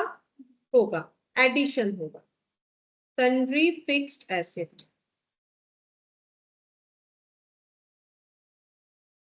1,50,000 पहले से था, 30,000 ऐड होगा। देखो तुम लोग रिवैल्यूएशन को चेक करके 30,000 से ही तुम लोग डेबिट किए, 1,80,000। इन्वेंट्रीज, इसमें भी चेंज होगा। हाँ, इन्वेंट्रीज में भी चेंजेस था, पहले तो 50,000 था और उसको बढ़ाने बोला है 10,000 से, कितना हो जाएगा, 60,000। अच्छा, उसके बाद ट्रेड रिसीवेबल, इसमें चेंजेस होगा। हाँ होगा, इसमें इंक्लूडिंग बिल्स था इसी वजह से, तो ट्रेड रिसीवेबल, ट्रेड रिसीवेबल जैसे इन्होंने लिखा है हम लोग भी वैसे ही लिखेंगे, इंक्लूडिंग बिल्स रिसीवेबल, लिखो ब्रैकेट में इंक्लूडिंग बिल्स रिसीवेबल। लेकिन पहले बोलो बिल्स रिसीवेबल का अमाउंट कितना लिखोगे? क्या वही लिखोगे ना, चेंज होगा? हाँ, 5,000 कम करके कितना लिखोगे, 15,000, क्योंकि 5,000 का डिसऑनर हुआ था, तो ये कितना हो गया, 15,000, ठीक है। अच्छा, ये 15,000 हुआ, तो टोटल बिल्स रिसीवेबल कितना होगा? देखो सिंपल है, तुम लोग पहले बताओ कैलकुलेट करके, अगर गलत होता है तुम बताएंगे, बोलो टोटल आउटर कॉलम में कितना लिखना चाहिए मुझे? 65, सही बात। देखो 70,000 में 20,000 अगर बिल्स रिसीवेबल था, तो अदर अदर ट्रेड रिसीवेबल कितना था, 50,000। ये मेरा एज इट इज है, इसमें से मेरा कितना कम हो गया, 5,000, तो कितना बचा, 15,000। तो ये 15 बचा हुआ और ये पहले से जैसा था वैसा ही है, 15 प्लस 50 कितना हो जाएगा, 65,000। यहाँ पर हम लोग ऐसे ही लिख दिए जैसे इन्होंने लिखा था। बाकी तुम लोग चाहो तो अलग तरीके से भी लिखा जा सकता है, ऐसे भी लिख सकते हैं। और इसके बाद इधर देखो एक बैंक है 50,000, अब बैंक को क्या करना है, क्या बैंक 50,000 ही रहेगा? नहीं, बैंक को कितना करना है, 75, तो कितना एडिशन करेंगे, 25, ठीक है, ये मैंने पहले ही लिख दिया। अब तुम लोग एसेट साइड पूरा टोटल करो, मतलब इनका बैलेंस शीट ऐसे बन जाएगा, ऐसे बनेगा ही बनेगा, क्योंकि ये करने के लिए वो सफिशिएंट कैश लाने वाले हैं, तो ये चीज जरूर बन जाएगा। टोटल करके बताओ कितना हो रहा है।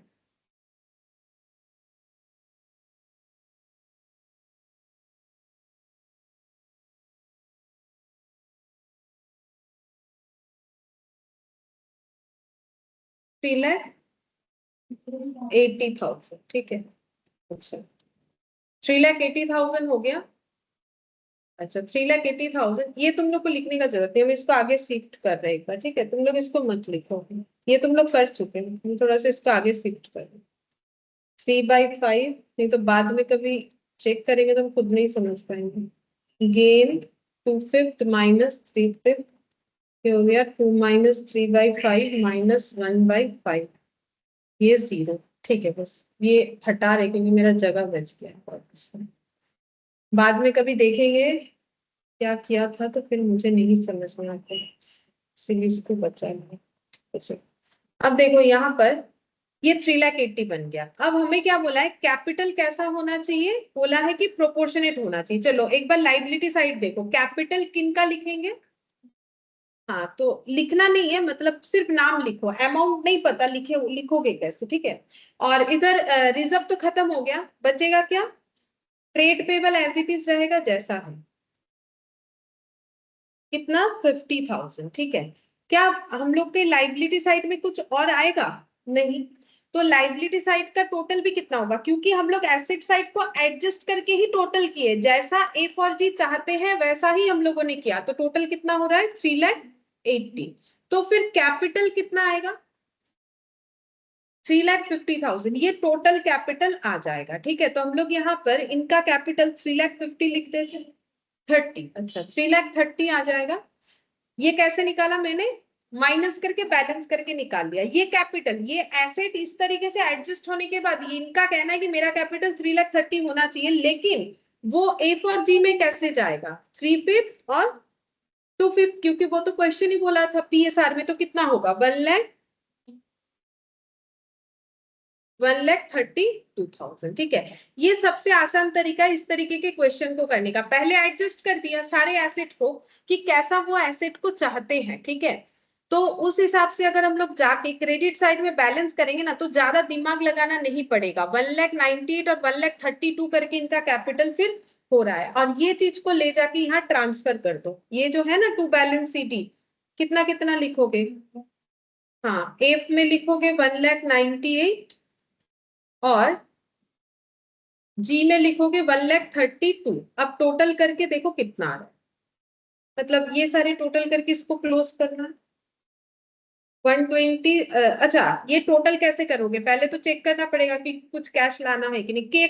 के से स्टार्ट करेंगे, के रिटायरिंग है, उनको तो कुछ लाना नहीं है, उनको देना है, तो उनको कितना देना पड़ेगा, 60, 70 और यहाँ पर हो गया 79, ठीक है। कुछ डिडक्ट नहीं हो रहा है, तो के को कितना पे किया जाएगा, 79,000 पे किया जाएगा। ये बैलेंस करके आ गया। कौन पे करेगा, जो भी पैसा जरूरत पड़ेगा वो सारा पेमेंट के एफ और जी अपने पास से सफिशिएंट लेके आएंगे। अच्छा एफ जी को दो काम करना है, एक तो के को पेमेंट करने के लिए पैसा लेके आना है, और ऊपर से अपना कैपिटल को 198 और 132 भी बनाना है। तो देखते हैं इसमें एफ और जी को इंट्रोड्यूस करना पड़ रहा है कि विथड्रॉल करना पड़ रहा है, कैसे पता करेंगे। एफ का पहले से इतना कैपिटल था, प्लस रिजर्व का इतना अमाउंट मिला, प्रॉफिट का इतना मिला, बोलो एफ का टोटल अमाउंट इधर कितना बनता,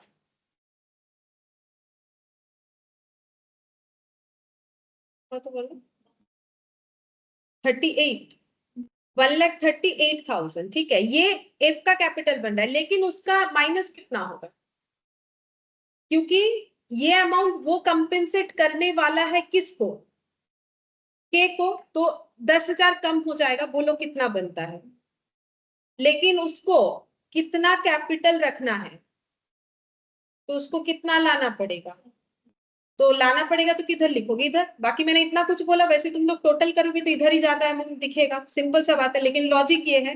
तो बाई कितना हो जाएगा, बैंक, क्योंकि इनका बैंक का है ना, तो लेजर हम बैंक लिख रहे हैं, तो कितना हो रहा है 70,000। और ये करने पे दोनों साइड का टोटल कितना आ जाएगा, 2,08,000। चेक करके देखो 198 और 10, 2,08,000 होता है, समझ में आया। अब सेम तरीके से हम लोग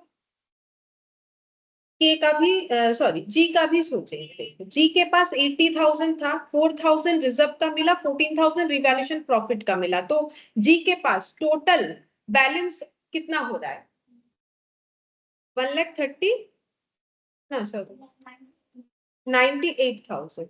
अच्छा अब जी को अपना कैपिटल कितना बनाना है, 1,32,000, ठीक है।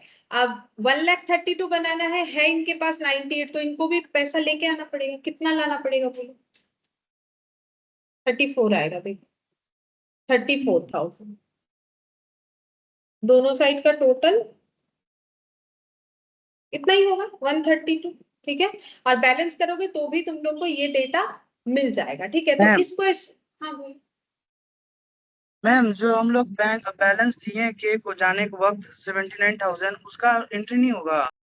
ये तो एंट्री किया 79,000। नहीं, बोला गया था कि वो अपना कैपिटल देगा जो पार्टनर रह जाएगा। कैपिटल देगा ऐसा तो कुछ नहीं बोला है, बोला है कि सफिशिएंट कैश लाएगा, ये तो ला रहा है 70 और 34 दोनों मिला के कितना हो रहा है देखो, कितना लाया है 94,000। 94,000 में और उनके पास पहले से बैंक बैलेंस कितना था बताओ, 50,000 पहले से था, तो टोटल इनके पास कितना अमाउंट हुआ,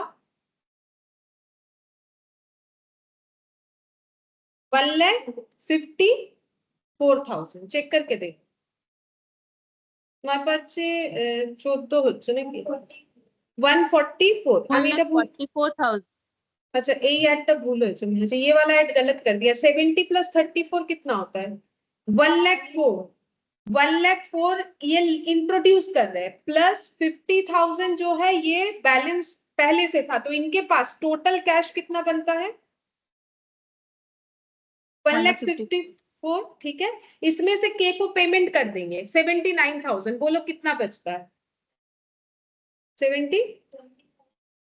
75 बचेगा, 75,000 बच रहा है। ठीक है, अच्छा तो देखो 75,000 ही तो बचना चाहिए, तो 75,000 बच रहा है वर्किंग कैपिटल, और ये अपना जो अमाउंट लेके आए उसमें से के को पेमेंट कर दिए, तो यहाँ पर ये वाला तो हम लोग का 70,000 और 34,000 का इंट्रोडक्शन इसीलिए हुआ, और पेमेंट का एंट्री भी तो हुआ। ये सफिशिएंट कैश तो देखो, इनको के को देना है 79,000। ये चीज अगर तुम लोग एक बैंक अकाउंट बनाओगे तो भी समझ में आ जाएगा। देखो हम दिखा देते हैं, यहाँ पर एक बैंक अकाउंट बना के देखो पेमेंट हो रहा है कि नहीं, अगर तुम लोग को डाउट लग रहा है कि पेमेंट नहीं हो रहा है, पहले से इनके पास बैलेंस कितना था, ठीक है, और पी ने कितना, एफ ने कितना कैपिटल कितना पैसा लाया है 70,000, और दूसरा पार्टनर जी वो कितना लेके आया है 34,000, तो टोटल कितना हो गया 1,54,000। इसमें से आराम से हम लोग के को दे सकते हैं कितना 79,000। हमें कितना कैश चाहिए, इतना कैश चाहिए के का भी पेमेंट हो और हमारा कैपिटल भी प्रोपोर्शनेट हो, और साथ ही साथ हमारे अकाउंट में कितना बचा हुआ रहे, तो वो बच रहा है 75,000। तो पेमेंट हुआ, आराम से पेमेंट हुआ है, पेमेंट भी हुआ है, कैपिटल भी प्रोपोर्शनेट हुआ है, और जो है बचा हुआ अमाउंट भी 75,000 हुआ है।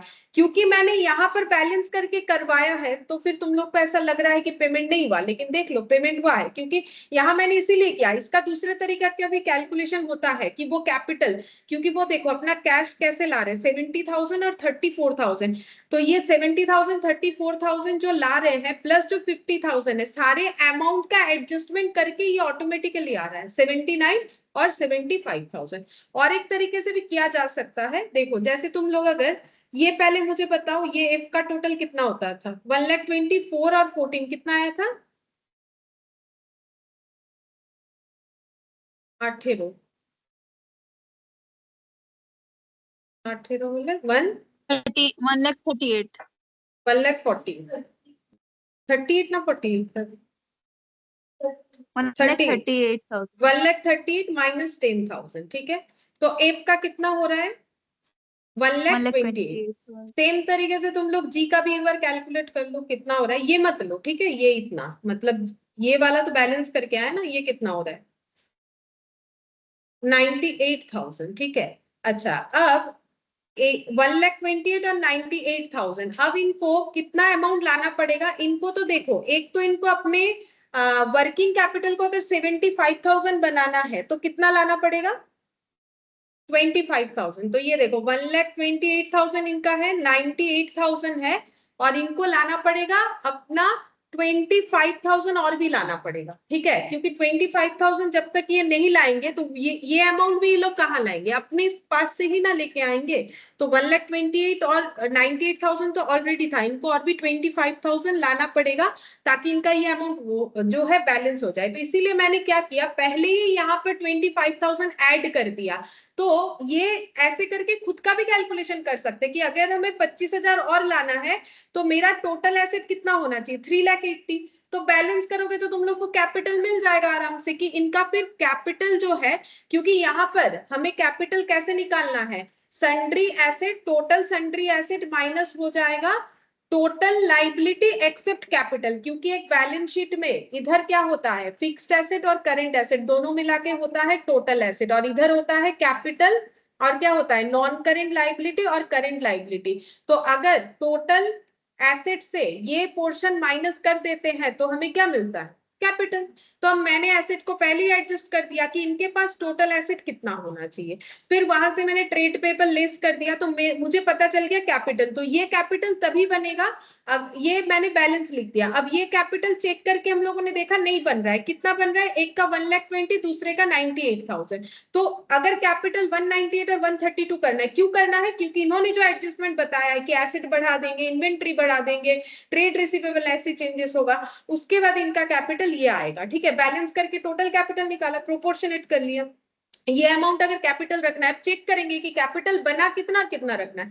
तो मैंने तो 79,000 का पेमेंट दिखा ही दिया है कि मैंने 79,000 हम लोग के को पेमेंट करेंगे, उसके बाद मैंने बैलेंस किया, बैलेंस करके तो के का नहीं लिखा है। और के को पेमेंट जो किया जाएगा उसके लिए सफिशिएंट अमाउंट जो ये ला रहे हैं उससे बन भी जा रहा है और साथ ही साथ रह भी जा रहा है, यहाँ पर जो 75,000 रहना चाहिए वो बैंक अकाउंट से ही प्रूफ हो रहा है कि पेमेंट हो रहा है। कुछ भी ड्यू नहीं रह रहा है, ऑल आर पेड। तो एक एंट्री कर दो, ये जो बैंक वाला एंट्री है क्या लिखोगे यहाँ पर, यहाँ पर हो जाएगा, हाँ इसका अमाउंट लिखेंगे, ये एंट्री मैंने लिखवा दिया था शायद, अगर तुम लोगों ने लिखा है तो अमाउंट बोलो कितना होगा, 79,000। और यहाँ पर और एक एंट्री होगा, वो लोग कैश ला रहे हैं अपना, हाँ 2F's कैपिटल 2G's कैपिटल। एक जन ला रहा है 70,000 और दूसरा ला रहा है 34,000 और 1,04,000 टोटल हो रहा है, being cash brought in by F and G। मैंने बैलेंस शीट में ही बैलेंस करके दिखा है, अदरवाइज इसका वर्किंग नोट बना के कर सकते हो कि capital should be this one after retirement, तो मैंने इसी के अंदर करके दिखा दिया।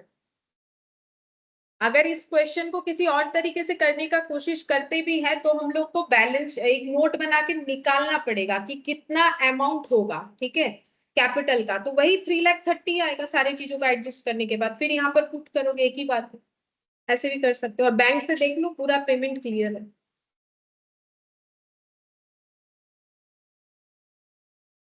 अच्छा, अब ये इलास्ट्रेशन 3 देखो क्या बोला है, इसमें बोला है कि A B and C are partnership sharing profit in the proportionate 5:4:3, the balance sheet of the firm as on 31st March 2022 was as under। Capital account बोला है एबीसी का, trade payable, fixture, inventories, trade receivable और cash.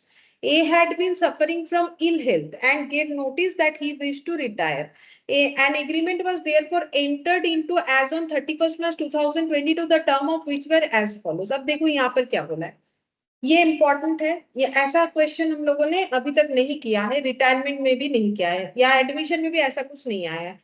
Profit and loss account for the year ended 31st March 2022 which showed a net profit of 48,000 was to be reopened. ठीक है, reopen क्यों कर रहे हैं, रीओपन करने का मतलब प्रॉफिट डिस्ट्रीब्यूट हो गया होगा, क्योंकि जब ईयर एंड हुआ है प्रॉफिट इतना हुआ है, प्रॉफिट जो है डिस्ट्रीब्यूट हो गया, डिस्ट्रीब्यूट होके किसके पास गया होगा, पार्टनर के पास। अब ये लोग प्रॉफिट को फिर से रीओपन कर रहे हैं, रीओपन को करने का मतलब यहाँ पर फिर से प्रॉफिट जो दिया है वो वापस मांग रहा है, कौन मांग रहा है, फर्म। ठीक है, मतलब सभी ने डिसाइड किया होगा क्योंकि फर्म जो है वही तो पार्टनर है। बी वाज, क्योंकि उन्होंने ऐसा क्यों किया, क्योंकि B was to be credited with 4,000 as bonus, उनको बी को बोनस देना है, बोनस कहाँ से देना चाहिए, प्रॉफिट से। अब उनको बाद में लगा, प्रॉफिट बांटने के बाद लगा कि अच्छा मुझे तो बी को बोनस देना था, तो सभी से प्रॉफिट वापस मांग लिया, मांगने के बाद बी को बोनस देना है कितना, 4,000, तो अब प्रॉफिट कितना बचेगा, 44,000, 48,000 से 4,000 चला गया 44,000। In consideration of extra work which had developed upon him during the year. अच्छा, तो उसने ज्यादा काम किया था तो उसको बोनस देना है 4000। ठीक है। Profit sharing was to be revised from 1 April 2021 344। मतलब इन्होंने प्रॉफिट वापस मांगा, उसमें से बी को 4000 बोनस दिया, और उसके बाद बचे हुए प्रॉफिट को क्या करेगा, फिर से बांट देगा। ठीक है, फिर से डिस्ट्रीब्यूट कर देगा, लेकिन रेशियो क्या लेगा, बोल दिया है इन्होंने, रेशियो को भी चेंज कर दिया। कितना, 344। ठीक है। और पहले डिस्ट्रीब्यूट कब हुआ था, 31 मार्च को। रीडिस्ट्रीब्यूट कब हुआ, 1 अप्रैल को, लेकिन उस दिन रेशियो ये हो गया था। लेकिन पहले जब डिस्ट्रीब्यूट किया था तब रेशियो क्या क्या रहा होगा, अगर ऊपर कोई रेशियो दिया हुआ है वो, अदरवाइज इक्वली। देखते हैं, यहाँ पर कोई रेशियो दिया हुआ था 543। मतलब प्रॉफिट पहले डिस्ट्रीब्यूट कैसे हुआ था 543 में, तो रिटर्न भी लोग कैसे देंगे, अगर मैंने किसी को 10 रुपया दिया है तो उससे रिटर्न मांगे तो मुझे कितना देगा, 10 ही देगा। तो फिर 543 में पहले अगर डिस्ट्रीब्यूट हुआ था ये वाला अमाउंट, तो जब कोई रिटर्न करेगा तो 543 पे ही करेगा। रिटर्न करेगा, उसके बाद हम लोग उससे बोनस देंगे, फिर बचे हुए प्रॉफिट को 344 में डिस्ट्रीब्यूट कर देंगे। फर्स्ट पैरा से हमें ये करना है, चलो पहले ये कर लेते हैं, और उसके बाद सेकेंड पैरा बोलेंगे। एक्चुअली इसमें हमें जर्नल एंट्री करने बोला है, ये देखो, journal entry to give the effect of the above arrangement and draw up the capital account of the partner after carrying out all adjustment entries as stated above. ठीक है, सिर्फ कैपिटल अकाउंट और journal entry करने बोला है, तो पहले journal entry बना लेते हैं पैरा 1 का। तो यहाँ पर सबसे पहले क्या करोगे, प्रॉफिट को वापस मांग रहे हो। ठीक है, तो प्रॉफिट को वापस मांगोगे तो सभी पार्टनर का कैपिटल में प्रॉफिट गया था, रिटर्न आएगा तो कैपिटल क्या हो जाएगा, debit. A's capital account debit, B's capital account debit, C's capital account debit, to क्या लिखोगे, टू पीएल एडजस्टमेंट, ऐसे लिख सकते हैं हम लोग। ठीक है, पीएल एडजस्टमेंट, क्योंकि प्रॉफिट को एडजस्ट कर रहे हैं ना, तो हम लोग इसको लिखेंगे टू पीएल एडजस्टमेंट। ठीक है, कितने का प्रॉफिट था, 48,000। 48,000 को कैसे डिस्ट्रीब्यूट किया हुआ था, 543 पे, मतलब 5/12, 4/12 और 3/12 पे। ठीक है, तो कितना कितना मिला हुआ था इनको, चेक करो।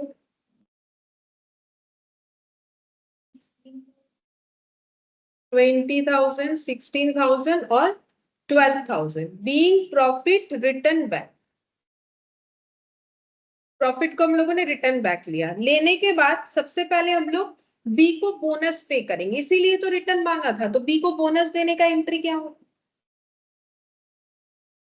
हाँ, profit and loss adjustment account debit. देखो नॉर्मली ये सारा कैलकुलेशन पीएल एप्रो से होता है। ठीक है, तो एप्रो से तो पहली बार करते हैं, अगर किए हुए चीजों को दोबारा करते हैं तो उसको हम लोग क्या बोलते हैं, पीएल एडजस्टमेंट, इसीलिए मैंने पीएल एडजस्टमेंट लिखा है। पीएल एडजस्टमेंट अकाउंट डेबिट, कितना बोनस दिया जाएगा, 4,000 to B's capital, 4,000 being bonus credited to B, being bonus credited to B. ठीक है, बी को बोनस दे दिया। अब फिर से प्रॉफिट को डिस्ट्रीब्यूट कर देंगे, तो सभी पार्टनर के कैपिटल अकाउंट में प्रॉफिट क्या हो जाएगा, क्रेडिट, और एंट्री क्या होगा, profit and loss adjustment account debit, to क्या होगा, to A's capital, to B's capital, to C's capital. लेकिन अभी रेशियो इन्होंने बदल डाला, जैसे ही इन्होंने सोचा कि प्रॉफिट वापस मांगना है, ये करना है, साथ ही साथ इन्होंने रेशियो भी बदल डाला, 344 कर दिया, तो 3 बाई कितना होगा, 8 और 3 11, 3/11, 4/11, 4/11। ठीक है। अच्छा, अब कितना प्रॉफिट बचा है अभी जो डिस्ट्रीब्यूट कर रहे हैं हम लोग, 44,000। 44,000 डिवाइडेड बाई 11, 4,000 इंटू 3, 16,000 और फिर से 16,000 being profit distributed in new PSI. New PSR में हम लोगों ने प्रॉफिट को फिर से डिस्ट्रीब्यूट कर दिया। तो ये हम लोगों ने जो फर्स्ट पैरा था क्वेश्चन का वो कंप्लीट किया, ठीक है। अब नेक्स्ट पैरा क्या बोल रहा है, goodwill was to be valued at 2 years purchase of the average profit of the preceding 5 years। मतलब गुडविल का वैल्यूएशन करना पड़ेगा। गुडविल कैसे वैल्यूएशन होगा, एवरेज प्रॉफिट कितने साल का आएगा, एवरेज प्रॉफिट कैसे निकालेंगे, 5 years के प्रॉफिट का preceding into number of year purchase कितना लेना है, 2 years। ये बता दिया, ये हम लोगों को फाइंड आउट करना पड़ेगा। देखते हैं क्या बोला है। The fixture were to be valued by an independent valuer. Independent valuer actuarial होते हैं, उन्होंने वैल्यू करके बोला है फिक्सचर का वैल्यू क्या होगा। The valuation arising out of the above agreement were, अच्छा गुडविल भी उन्होंने वैल्यू कर दिया, हमें करने का जरूरत नहीं। कितना दिया है 56,800 और फिक्सचर का वैल्यू कितना हुआ है 10,980। एक्चुअली उन्होंने वैल्यू मिला के जो है इसको एडजस्ट किया है, ठीक है। अब क्या बोल रहा है, provision of 2% was to be made for doubtful debt, ठीक है। तो प्रोविजंस कितना बनेगा 2% for doubtful debt and the remaining asset were to be taken at their book values, ठीक है। तो प्रोविजंस 2% बनाना है, तो इसमें हमारे रिवैल्यूएशन में क्या होगा, लॉस। और बाकी एसेट को कैसे लेना है, बुक वैल्यू पे लेना है। एक और चेंजेस है, एक तो है फिक्सचर का चेंजेस, ठीक है। तो इसका एंट्री कर लेते हैं। तो क्या क्या एंट्री होगा, एक तो फिक्सचर का चेंजेस एंट्री करेंगे, एक पीबीडीडी का और गुडविल का शेयर का एंट्री करना पड़ेगा। तो पहले फिक्सचर का देख लेते हैं। फिक्सचर पहले से था 8,200, अब इन्होंने इसका वैल्यूएशन कितने पे ला दिया है 56,800। तो फिक्सचर का वैल्यू क्या हो गया, बढ़ गया। तो एंट्री करो fixture account debit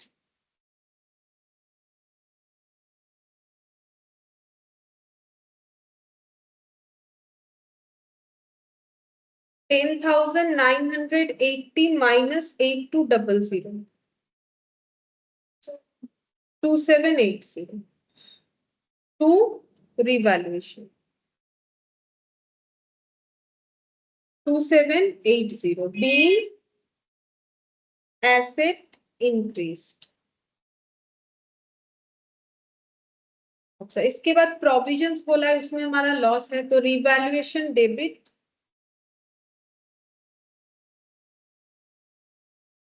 to पीबीडीडी।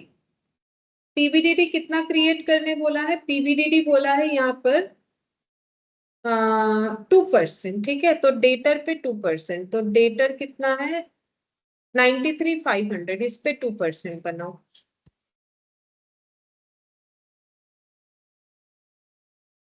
One 1870 be asset reduced. अच्छा अब रिवैल्यूएशन का प्रॉफिट या लॉस, क्योंकि इसके अलावा और कोई रिवैल्यूएशन नहीं, सीधा इसके बाद गुडविल बोला है। तो रिवैल्यूएशन में प्रॉफिट 2780, लॉस 1870, तो प्रॉफिट ही हो रहा है। कितना हो रहा है देखो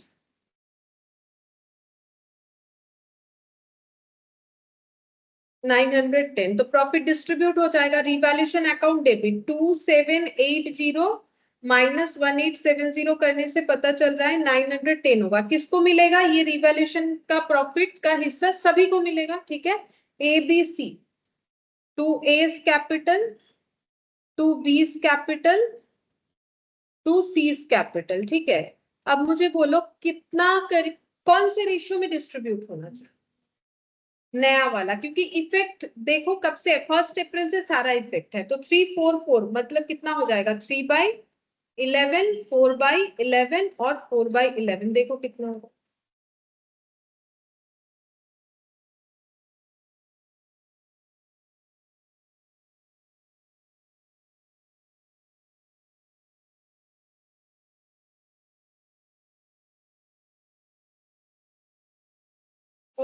পয়েন্ট আসবে কত হচ্ছে বলো, 910 डिवाइडेड बाय 11 इंटू 3, 248.1 है, तो 248 ले लो। उसके बाद वाला 910 डिवाइडेड बाय 11 इंटू 4, तो ये आ रहा है 330.9, तो 331 ले लो। अब ये दोनों को ऐड करके 910 से लेस कर दो, ताकि पूरा क्रेडिट साइड टोटल करने से हमारा 910 आना चाहिए, क्योंकि उसमें चेंजेस नहीं होना चाहिए। तो हम लोग क्या करेंगे, 248, क्योंकि दो तो अप्रोक्सीमेशन किया है, एक बैलेंस करके निकालेंगे। तो ये 910 में से इतना डिस्ट्रीब्यूट हो गया, बचा कितना, 331। तो इसको भी हम लोग कितना लिखेंगे फिर, 331। ऐसे लिखने से हमारा टोटल डेबिट क्रेडिट मैच होगा, ठीक है, नहीं तो नहीं होगा। दो को कैलकुलेट कर लेना चाहिए, कैसे करके, पॉइंट के बाद 5 है नहीं है उस हिसाब से कर लो, और बाकी लास्ट वाले को हमेशा बैलेंस कर लो जब हमारे पॉइंट में आ रहा है, ठीक है। तो ये हो गया रिवैल्यूएशन का जो ट्रांसफर प्रॉफिट का, वो हम लोगों ने कर लिया। अच्छा, अब इसके बाद क्या करना पड़ेगा, गुडविल का कैलकुलेशन करना पड़ेगा, ठीक है। तो गुडविल का कैलकुलेशन करते हैं, तो उसके लिए हमें क्या निकालना पड़ेगा, रेशियोस, ठीक है। तो अभी क्या क्या एंट्री होगा सोचो, उतना जगह रखना पड़ेगा। एक तो हम लोग का गुडविल का एंट्री होगा, एक जो आउटगोइंग पार्टनर है उसको पेमेंट या लोन जो भी आएगा वो एंट्री करना पड़ेगा। और इसके बाद एक लाइन और बोला है यहाँ पर, B and C agreed as between themselves to continue the business. B C business को आगे करना चाहते हैं और नया प्रॉफिट शेयरिंग रखेंगे 3:2। और इसके अलावा भी इन्होंने डिसाइड किया है कि to retain the fixture on the books at the revised value, revised value पे अपने बैलेंस शीट पे फिक्सचर को दिखाएंगे, and to increase the provision for doubtful debt to 6%। और पीवीडीडी को ये 6% तक लेके जाना चाहते हैं इनके नए बैलेंस शीट में। तो इसका मतलब एक पीवीडीडी का दोबारा एंट्री होगा, एक जो पेमेंट जाएगा ए को उसका एंट्री होगा, एक गुडविल का होगा, टोटल 3 और एंट्री होगा। मेरा यहीं पर हो जाएगा। हम यहाँ पर तुम लोगों को, अच्छा एक कैपिटल अकाउंट भी तो बनाने बोला है, ठीक है। अच्छा यहाँ पर वर्किंग नोट बनाते हैं, बनाओ। प्रॉफिट शेयरिंग रेशियो का, सॉरी गेनिंग रेशियो, जो भी न्यू रेशियो जो भी है, 3:2। तो यहाँ पर नाम क्या है पार्टनर लोगों का, एबीसी। ओल्ड रेशियो कौन सा लिखोगे, 3/11, 4/11 और 4/11। अच्छा, और नया वाला रेशियो लिखो 3:2 है, लिखो 3:2 है। चेक करके मुझे बताओ कितना होगा।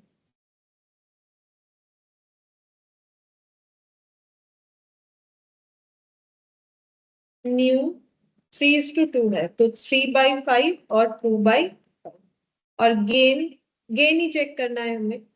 तो 4/11 माइनस 3/5, तो 55, 20, 33।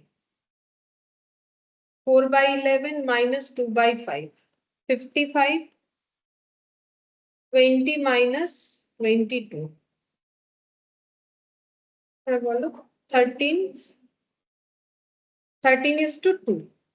गेनिंग रेशियो, गेनिंग रेशियो 13:2 हो जाएगा। ये दोनों को चेक करोगे तो पता चलेगा। अब इस रेशियो में गुडविल को डिस्ट्रीब्यूट करना है, तो ए का शेयर निकालेंगे पहले। ए का शेयर कितना है, ए का शेयर फॉर गुडविल, गुडविल ना हमें दे दिया था कितना है, उसमें ए का शेयर निकालो। तो गुडविल कितना दिया है, 56,800, उसमें ए का शेयर निकालो। इनटू कितना करोगे, 3/11, देखो कितना आता है।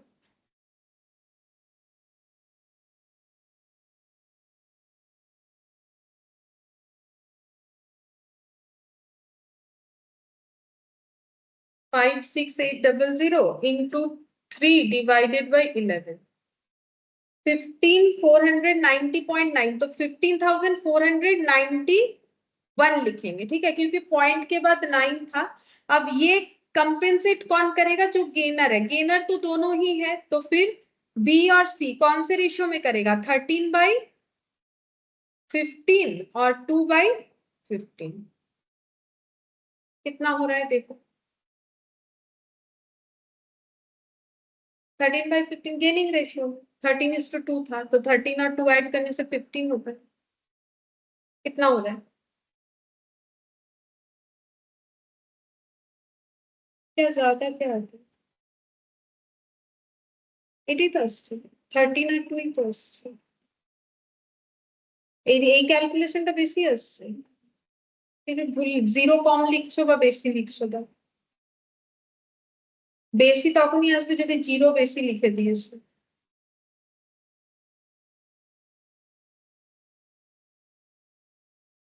कितना आ रहा है? 15491 डिवाइडेड बाई 15 इंटू 13। 13425.5 है तो 13426। ठीक है, और ये वाला फिर कितना आएगा, माइनस करके निकालो। ठीक है, तो बैलेंस बराबर रहेगा। 15491 माइनस कर दो जो लिखे हो, 13426 कितना आ रहा है? 2065। तो ही जाके डेबिट क्रेडिट मैच होगा। अगर उसको भी कैलकुलेट करने जाओगे, बाई चांस राउंड करना पड़ा तो फिर शायद हो जाए कि मैच ना हो। तो अब इसका एंट्री क्या करोगे? B's capital debit, C's capital debit to A's capital. B's capital, C's capital to A's capital लिखो यहाँ पर, 7th number entry. B's capital account debit, C's capital account debit to A's capital being goodwill adjusted. 15,491 A वाला है total, मुझे याद है। और जो बाइफरकेशन है वो कितना है? 2065 बीइंग गुडविल एडजस्टेड। ये हो गया गुडविल वाला इनपुट। ठीक है, अच्छा। इसके बाद और दो एंट्री हमें देना पड़ेगा। ठीक है, दो एंट्री और क्या होगा, एक तो पेमेंट का एंट्री करेंगे। ठीक है, पेमेंट का एंट्री लिख लेते हैं, क्या करना है वो देखेंगे। कैलकुलेशंस हो जाएगा कैपिटल अकाउंट में, मतलब 7th number entry, sorry 8th number. क्या एंट्री होगा जिसको पे कर रहे हैं? A's capital account debit. क्या पेमेंट कर रहे हैं ऐसा क्वेश्चन बोला है? नहीं, बोला नहीं था, सिर्फ बोला रिटायरमेंट वगैरह, ऐसा नहीं बोला पेमेंट करेगा। तो फिर क्या लिखोगे? To A's loan account being amount due to a transferred to A's loan account। ए के लोन अकाउंट में चला जाएगा। अच्छा, और एक एंट्री होगा जो कि स्टार कर सकते हो, क्योंकि ऐसा एंट्री नॉर्मली बाकी क्वेश्चन में तुम लोग को आगे नहीं मिलेगा। पहले बताओ कि इसका कैलकुलेशन हमें कैसे करना चाहिए। बोला है कि इन्होंने डिसाइड किया कि ए के चले जाने के बाद हम लोग 3:2 में प्रॉफिट शेयर करेंगे। फिक्सचर को जैसे रिवैल्यूड वैल्यू है 10,980 उस पे दिखाएंगे। वैसे हमें यहाँ बैलेंस शीट बनाने बोला नहीं है, अगर बोलेगा तो उस पे ये दिखाना चाहिए। वो तो देखो नहीं भी बोलता है, हम लोग रिवैल्यूड ही दिखाते हैं। फिर बोला है इन्होंने इंक्रीज करना चाहा है पीबीडीडी को 6%। ठीक है, तो नॉर्मली जब हम लोग पीबीडीडी क्रिएट करते हैं, पीबीडीडी में चेंजेस करते हैं या फिर डेटर में चेंजेस करते हैं ड्यू टू पीबीडीडी, वो तो या तो रिटायरमेंट के समय पे हो रहा है या तो एडमिशन के समय पे। लेकिन ये कब हो रहा है? बाद में हो रहा है। ठीक है, बीसी का बाद का डिसीजन है। इसके पहले तो ऑलरेडी इन्होंने रिवैल्यू पीबीडीडी ऑलरेडी क्रिएट किया था। कहाँ किया था? ये देखो एंट्री, देखो पता चलता है। ये था ड्यू टू रिटायरमेंट। रिटायरमेंट के टाइम पे ये रिवैल्यूएशन हुआ था, लेकिन आफ्टर रिटायरमेंट ये लोग बोल रहे हैं हम लोग पीबीडीडी को कितना तक लेके जाएंगे? 6%। तो बोलो और कितना पीबीडीडी क्रिएट होगा? पहले तुम लोग मुझे ये बताओ कि पीबीडीडी का अमाउंट और कितना होगा, ये पहले मुझे बताओ। हाँ, और 4%, और अमाउंट कितना होगा? हाँ, टोटल हो जाएगा 5610, है ना। अच्छा, तो इसका मतलब ये देखो, ट्रेड रिसीवेबल हमें दिया हुआ था क्वेश्चन में। ठीक है, कितना दिया हुआ था? 93,500। इस पे हम लोग ऑलरेडी एक बार 2% क्रिएट कर चुके हैं, जिसका अमाउंट हम लोगों ने लिखा हुआ है 1870। ठीक है, तो ये कब हुआ था? ये रिटायरमेंट के टाइम पे हुआ था, रिटायरमेंट के टाइम पे। और बचा डेटा 91,630। लेकिन ये लोग बोल रहे हैं जब हम लोग अपना बैलेंस शीट बनाएंगे ना, तो नॉर्मली हम लोग कितना दिखाते बैलेंस शीट में? अगर ये लाइन इंक्लूडेड नहीं होता, यही वाला वैल्यू दिखाते। लेकिन ये लोग बोल रहे नहीं, हमें ना ये नहीं दिखाना है, हमें पीबीडीडी को 6% तक लेके जाना है। तो ट्रेड, अब पीबीडीडी जो है वो किस पे लगता है? डेटर पे। तो इस पे नहीं लगाना है। गलती क्या हो जाता है, काफी लोग इस पे लगा देते, इस पे नहीं लगाना है। ये लोग बोल रहे हैं हमें ओवरऑल उसको 6% तक लेके जाना है। तो पहले तो 2% लग चुका है, और कितना लगाना पड़ेगा? 4%। तो कितना हो जाएगा 3740, तो बचता है कितना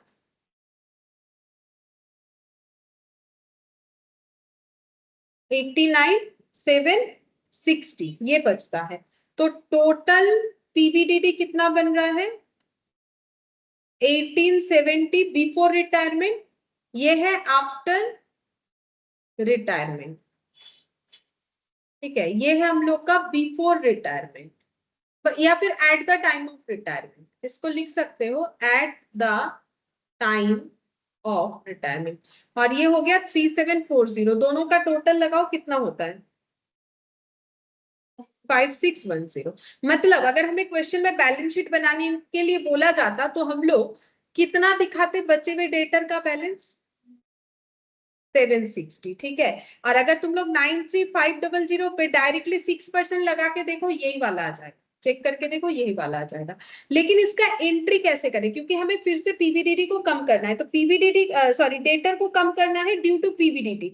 तो पीवीडीडी तो क्रेडिट होगा, लेकिन डेबिट कौन होगा, नॉर्मली इस केस में तो रिवैल्यूएशन डेबिट किया था, लेकिन अब तो रिवैल्यूएशन नहीं हो रहा है। रिवैल्यूएशन कब होता है जब एडमिशन रिटायरमेंट, तो वो तो पार्ट खत्म हो गया।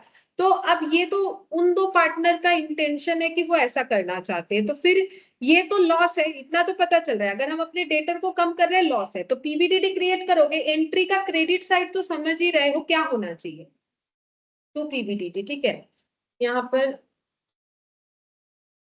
करके दिखाते हैं, यहाँ पर हो जाएगा 2 पीवीडीडी। ठीक है, कितना हुआ, कितने से एंट्री करोगे 3740। फिर डेबिट किसको करोगे बोलो, क्या करना चाहिए, हाँ पार्टनर्स कैपिटल, क्योंकि ये उनका जो है इंटेंशन है। अब अगर हम पीवीडीडी क्रिएट कर रहे हैं तो फिर मुझे डेबिट किसको करना पड़ेगा, ठीक है, तो डेबिट हम किसको करेंगे, पार्टनर्स जो कि ये चाहते हैं, यानी बीस capital account debit, 30 capital account debit. ठीक है, मतलब वही रिवैल्यूएशन होता है फिर पार्टनर में वो लॉस ट्रांसफर होता है, यहाँ डायरेक्टली दिखा दिया, रिवैल्यूएशन नहीं लिखना है हमें। तो कितना कौन से रेशियो में होगा, न्यू रेशियो। ठीक है, जो उनका न्यू रेशियो है 3/5 और 2/5 उस पे होगा, कितना बन रहा है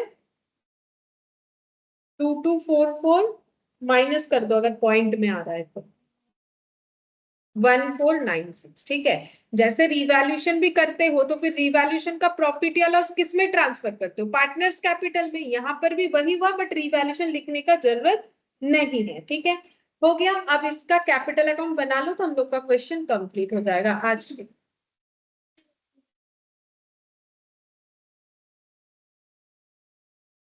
खुला हुआ होगा, चले जाओ, उस दिन देखे थे तो। देखो गेट अगर खुला हुआ तो फिर चाबी लेके जाना पड़ेगा, खुला हुआ होगा लाइट जला लोगे ना उधर से। उस दिन तुम गए थे ना, उधर ही है, इधर से जाके ये वाला गेट से। पार्टनर्स कैपिटल अकाउंट,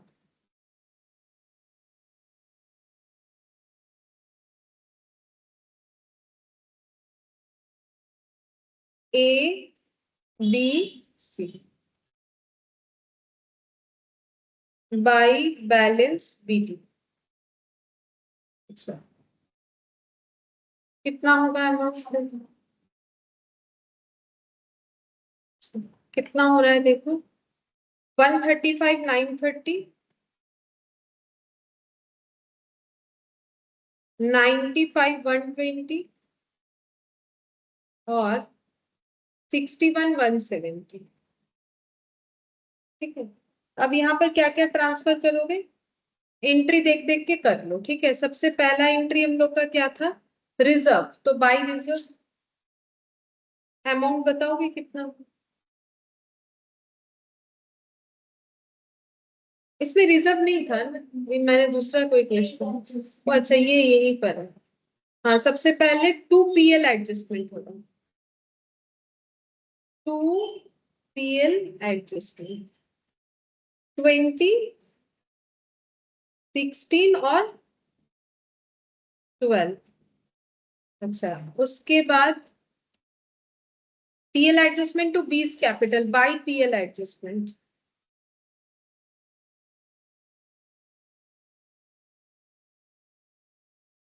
4000, वो बी का जो बोनस वाला था वो वाला एंट्री।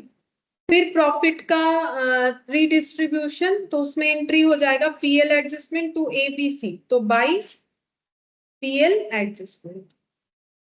देखो अमाउंट कितना था एक बार बताओ। 16,000, 12,000, 16,000, 16,000। अच्छा, इसके बाद रिवैल्यूएशन का, रिवैल्यूएशन टू ABC, तो बाई रिवैल्यूएशन।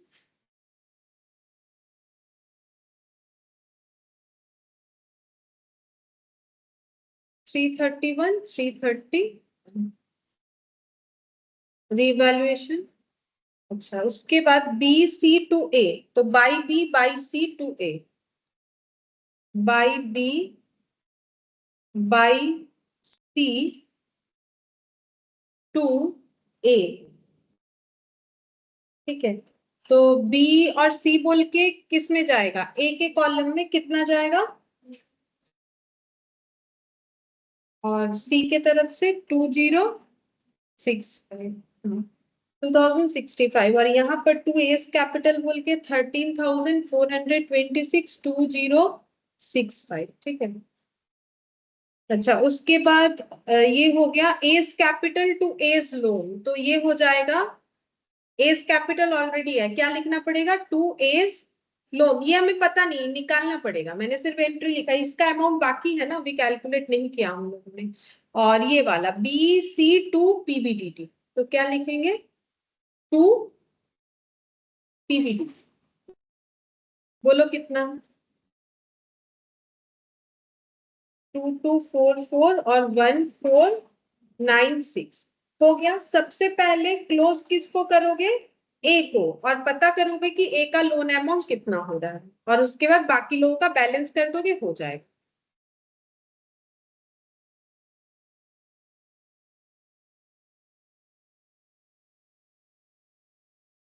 वन लैख 63, ए दिखता था तो 1,63,669, 1,63,669 माइनस 20,000, तो बैलेंस करके 1,43,669, तो ये अमाउंट वो जो वहां एंट्री किए थे ना वहां पर पुट कर दो, 143,669, 143,669। ठीक है। अच्छा, अब टोटल करो बी का।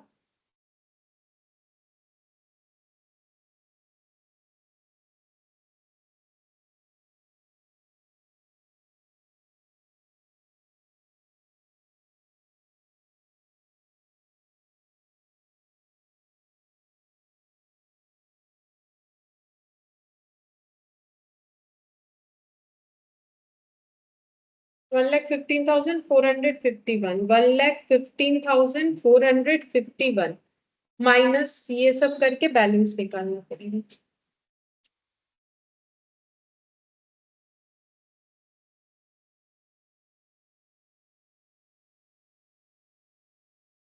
$83,781।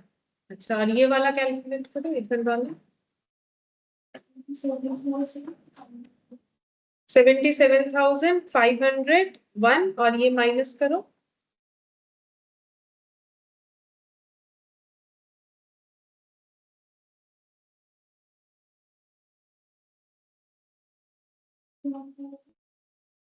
$61,900। बस हो गया, और कुछ नहीं करना, ये बन गया, देख।